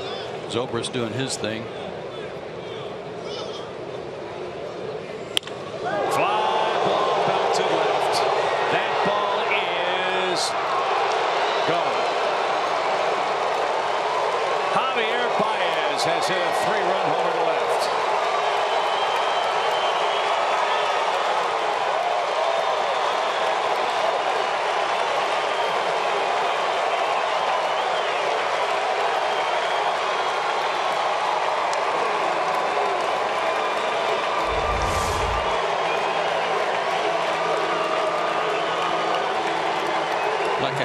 He didn't miss it, boy. Jeff made a good effort. Just out of his reach. A third of an inning for Withrow. 5 hits. 5 runs. All of them earned. 1 walk. 1 strikeout. Rough day for Chris, who's had many great days in days past out of the Atlanta bullpen. 13-1 Chicago. Let's take a look at how the Cubs have gotten to this point with a 42-18 record with Theo Epstein and Jed Hoyer. They were hired in 2011. Theo had done such great work with the Boston Red Sox.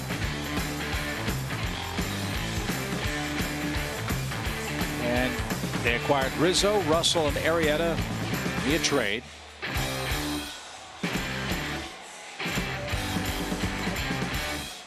Bryant, Schwarber, Baez, Almora, all #1 picks. And then good team, great town, super ballpark, wonderful tradition. Joe Madden and company, the icing on the cake. Now all that's left to do for the Cubs, and it's no easy task, they got to win. And by win, I don't mean win in the regular season. I mean win a prize that's eluded them since 1908. Yeah, I think there was one Cubs player quoted after last night's game about their aspirations and how they've got their eye on the big prize. They're going about their business in a very solid way day to day, but they got to the National League Championship Series last year. That's not far enough for them. They want it all this year. I wonder if the Cubs will, how much, if at all, they will tweak their team. I mean, the old saying, if it's not broken, don't fix it. They have good chemistry. They have good players. They've overcome injury. We don't know a whole lot about their bullpen because, frankly, we haven't seen much of it in this series. They haven't caught the ball particularly well in these 3 games, but that appears to be out of the ordinary for Joe Madden's club.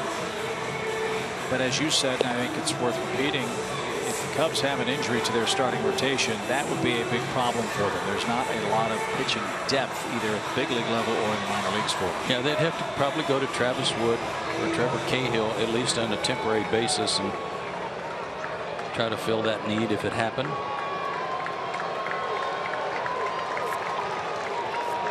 So David Ross is going to dig in.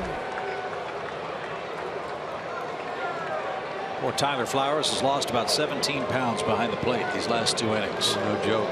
9 men batted in the 7th. Ross the 8th man to hit here in the 8th. Cubs have scored 6 runs so far in this frame, and a bouncing ball toward third. Adonis has it, and throw to first is in time. And 2 are out. It would appear that there's one note on the Braves media notes today that was a real quirky one, but it's going to be forever. The Braves have never won a game on June 12th at Turner Field.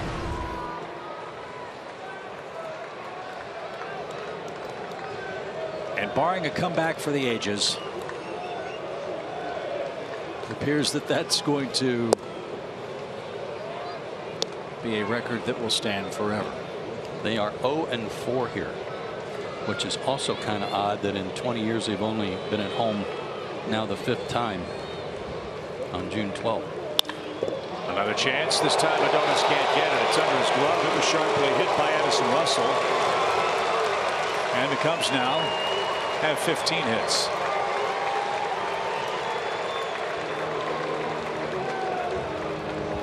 Well, if the Washington Nationals are watching this game, beware, a hungry beast is headed your way after this game. Better not make any mistakes.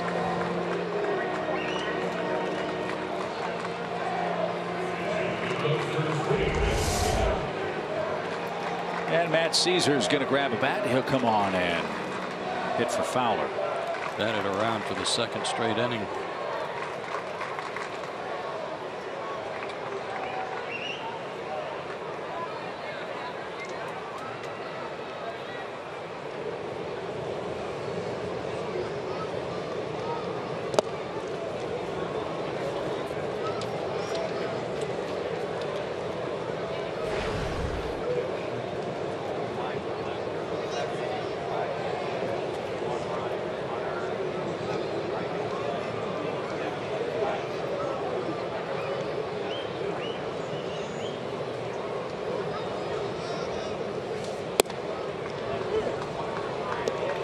109 pitches for John Lester today.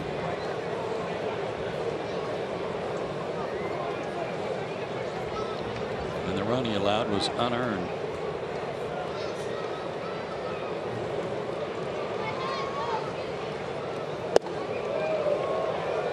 Seven strikeouts. And Lester on his way to win number 8. No walks. Third straight start for that.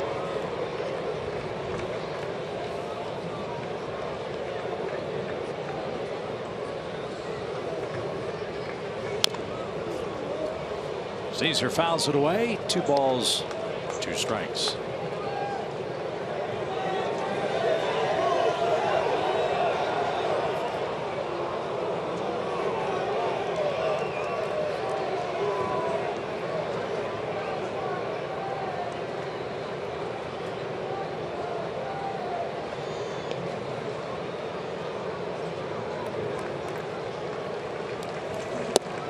Strike 3.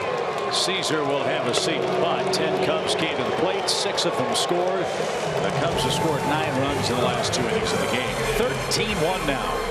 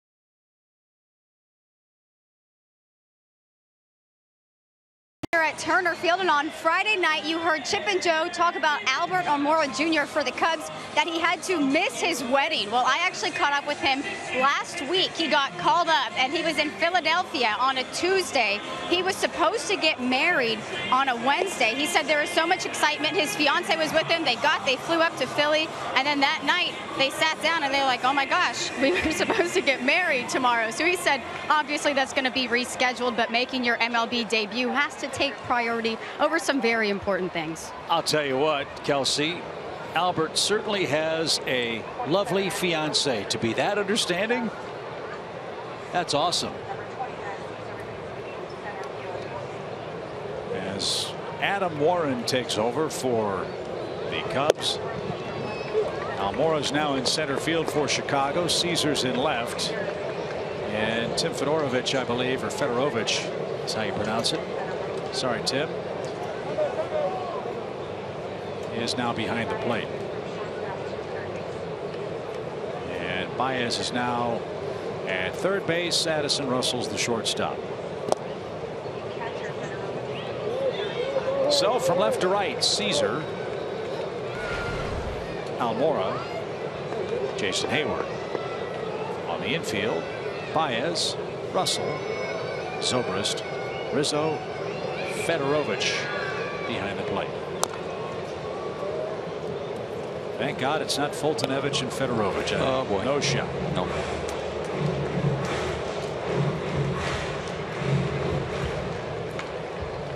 Saw Warren here Friday night, third of an inning. Issued a walk.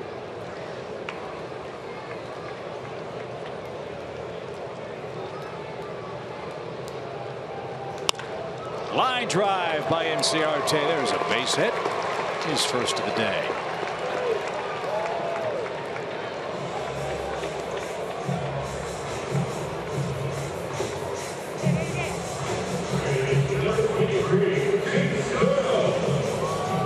Chase Darno is the only Brave to score.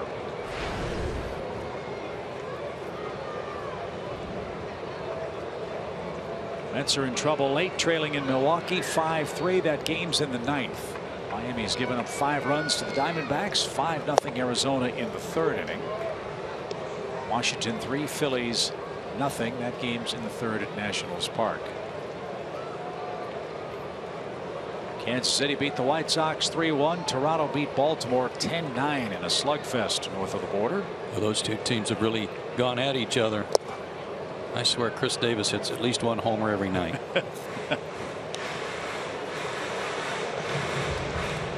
It's been said of Chris Davis, maybe you said it, he's got one spot where he's going to do damage, and everybody keeps throwing it to the one spot, right?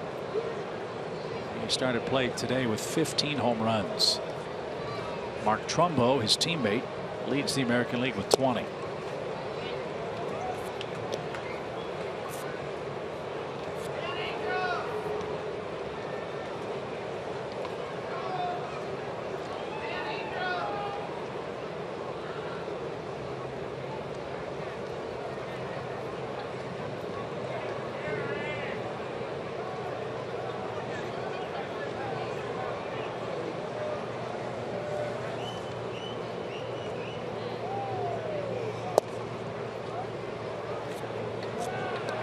Three balls and a strike.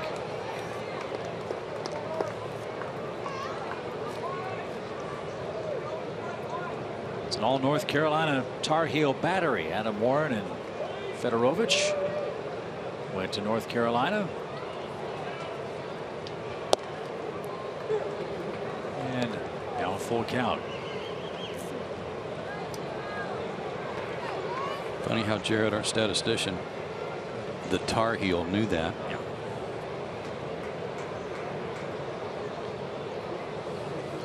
Probably had a stack of it over there today. Tar Heel stuff. Popped up. Zobrist says he's got it. He does. One down. Yeah, Jared's done a great job for us on our stats. Always appreciate having Jared Burleson upstairs with us. And I think, I may be wrong, but I think Tom Glavine's actually going to work the game on this homestand. Is he here tomorrow night? If he wants to. Yeah. Yeah. Now that he's a celebrated author, he's probably watching the game and sitting back, yawning, going, I'll let you know.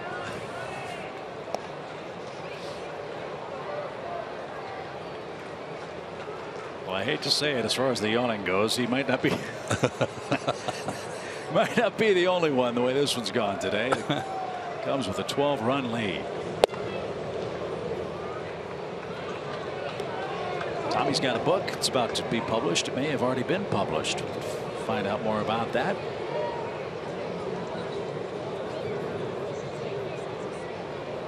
As we hope for better luck with the Reds here tomorrow night, first of 4. We won't see Tommy Brenneman, the television voice of the Cincinnati Reds. We'll see his dad, Marty, I think. Marty will be traveling down. Tommy, a terrific broadcaster in his own right, had some vocal cord surgery a couple of weeks ago, and he's been sidelined. So if Tommy's watching, hope he's doing well, feeling better, and can't wait to hear him back at work. Yeah, and just hope he doesn't sound like Pee Wee Herman when he's all healed up. 2 balls, 2 strikes for Freddie Freeman. You know how teams will run with nobody holding them on and defensive indifference. If Ender Inciarte chooses to do that, he should just lean into second base and keep right on running to third. Nobody there.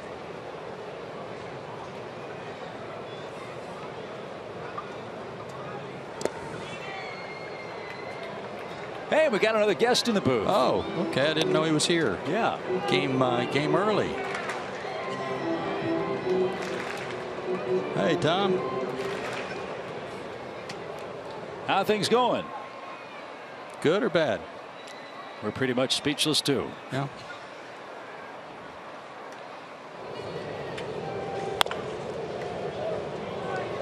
That'll bounce into the stands. 3 balls, 2 strikes. Tommy, Aaron Blair will go tomorrow. What are your thoughts on that?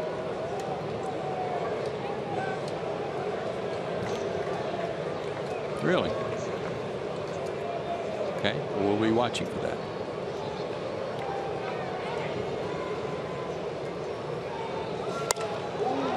Popped up left side. Caesar will come in. And there's the second out.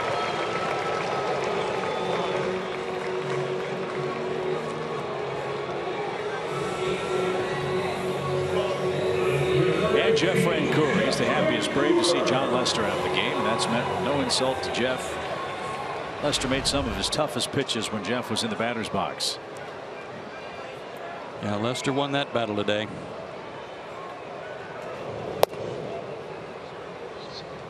Jeff 0 for 3, 3 strikeouts. Let's see if he can put together a good at bat against Warren. Now the runner goes, swing and a miss. Cincinnati in scoring position.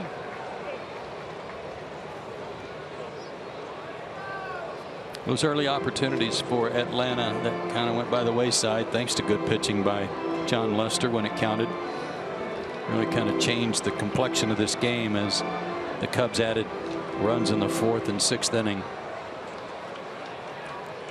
Yeah, in the first, the Braves got back-to-back hits from d'Arnaud and Freeman. The Braves turned in a double steal. The ball was kicked by Freeman into center field. That scored d'Arnaud, who singles to left, and here comes Ender around third. He's going to score, and Jeff does have a productive end to his day, an RBI single. That makes it a 13-2 game.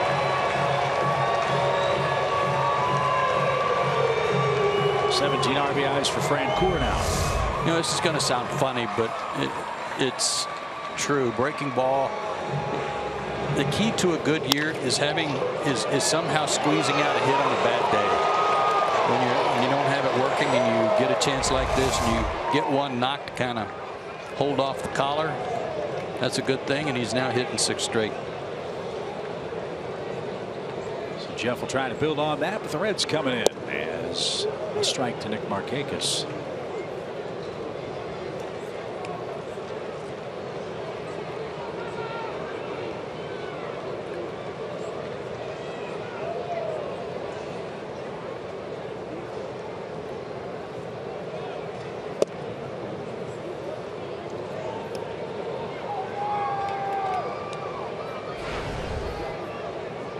I'm sure Adam Warren appreciated that defensive indifference on Inciarte getting into scoring position for that. Haven't heard any for your efforts today. And Francoeur takes off with that pitch in the dirt. And another defensive indifference.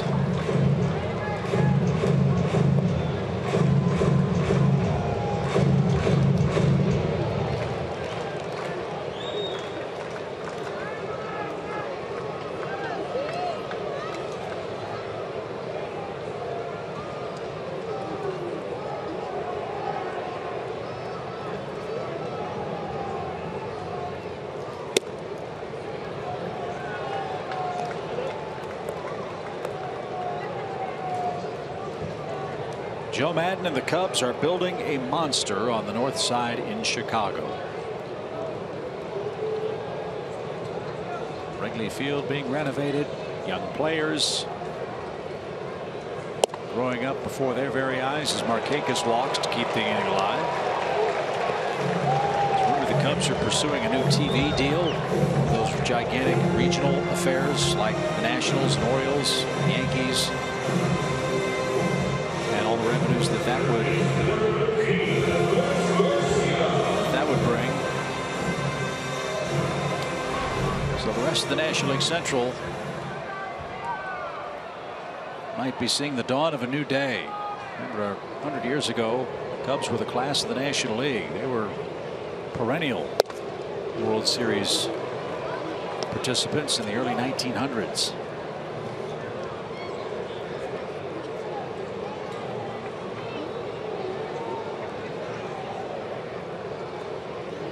No balls and a strike for Adonis Garcia.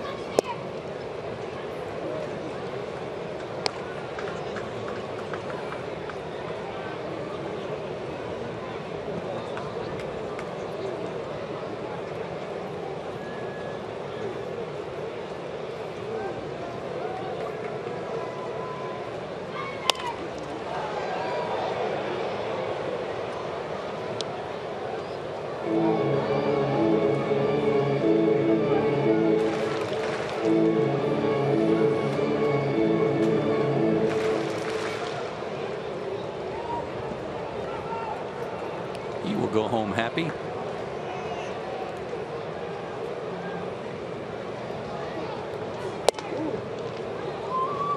Two and two.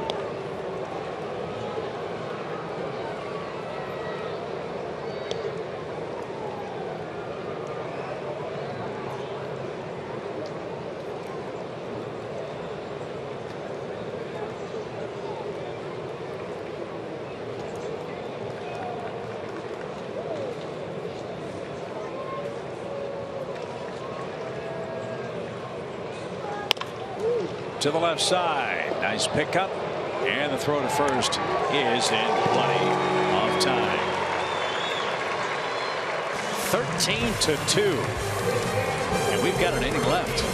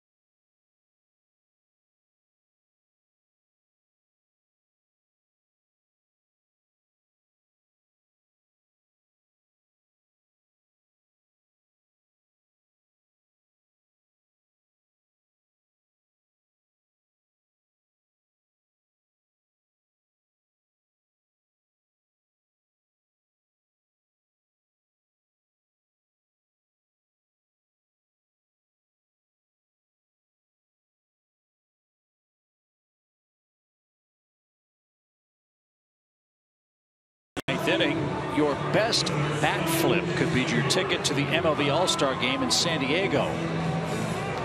Post a video of your bat flip to @Fox Sports with hashtag Fox Bat Flip Contest now through June 26th. Visit foxsports.com/batflipcontest for more information. Don't see Jason Hayward doing any bat flipping. He's one of those guys that hits them and then hustles around the bases. He hits this one the other way and put that in your pocket. It's another hit for Hayward. Get them while they're hot. Yep. Jason struck out a lot in the first game. He has come to life in games 2 and game 3. That's his third hit. He scored 3 runs. He's walked twice. Yeah, he's been on base 5 times today. 3 hits yesterday.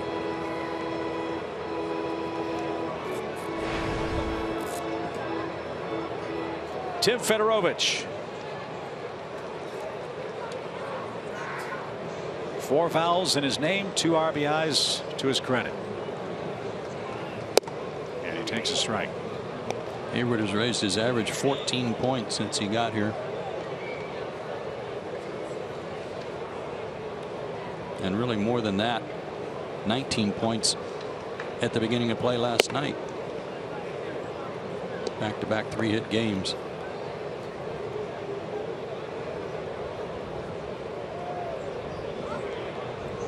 As an old friend of ours used to ask, here's the pitch. Is that good or bad? That's good. That's very good for Jason. Yes, it is.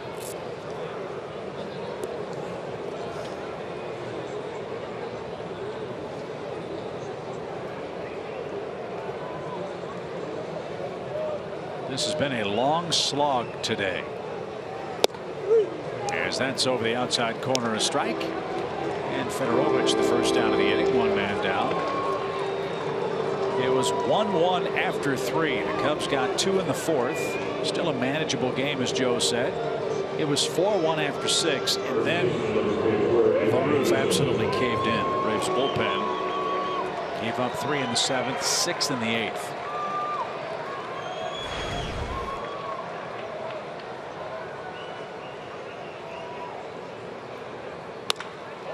Gapper.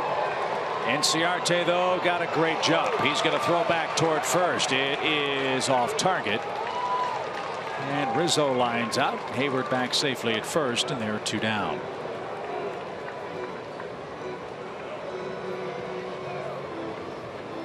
Typically with the Cubs, when they put together back-to-back innings, you bat around, they score 9 runs. There's a home run involved. That was not the case today. 9 hits.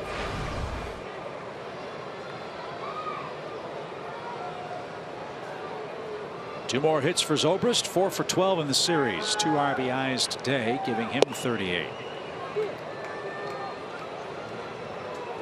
And Bill Murray, thank you for your time. And Cub and Braves fans alike should say the same thing because of how much time he took with everybody the last 2 days. Sign autographs, take pictures, very patient.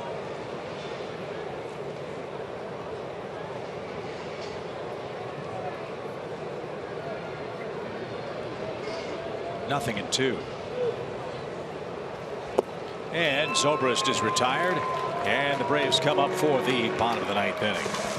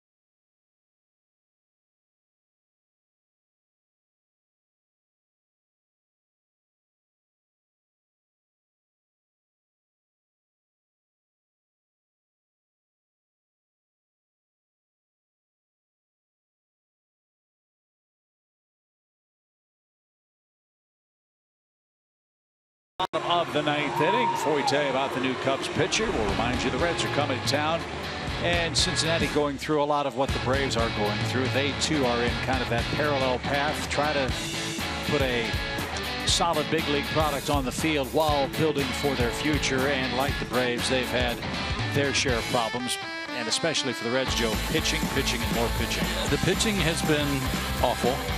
They have really struggled to hold other teams down, obviously, but they are hitting home runs, 5th in the league in homers.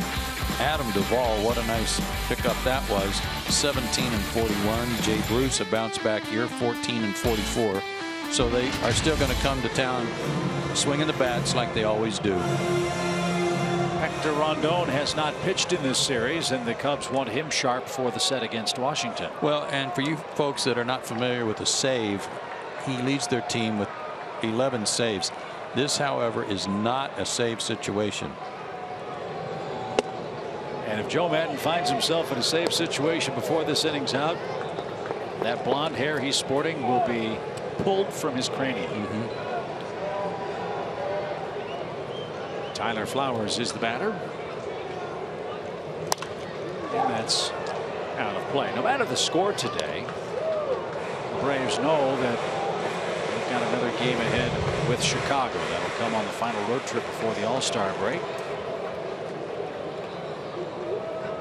If the Braves can win that, they would split the series head-to-head this season with the Cubs.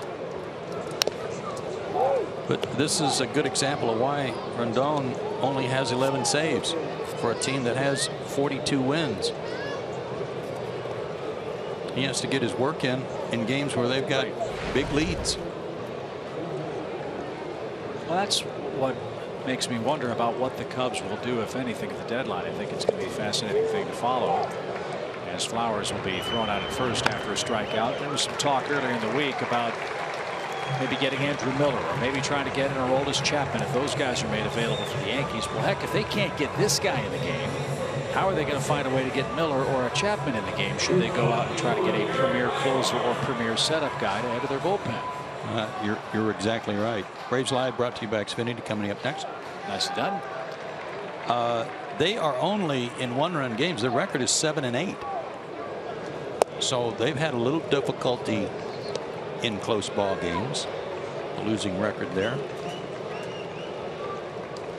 And as I said in the first game of the series, it's not meant in, nor would it ever be meant in any way of disrespect, as this ball's hit toward Rizzo. What range?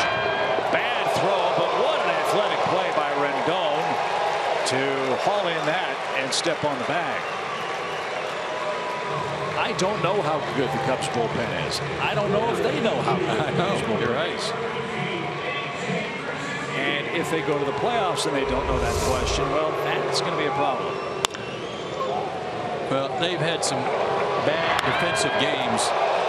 That might be the highlight of their defense in this 3-game series right there. Nice play. So A.J. Brzezinski will grab a bat. All the Cubs fans welcomed him to the game. And he swings the first and skies it to left. Caesar drifts back. And the Cubs clobbered the Braves in game 3. They win the series. Final score 13-2. Chicago with 16 hits. And once again, overwhelming run support for John Lester, who had a tight game until the end of the 5th inning. And then the Cubs bashed away against the Atlanta bullpen. 13-2 is your final long ball game for Atlanta at Turner Field. We'll wrap it up for you right after this.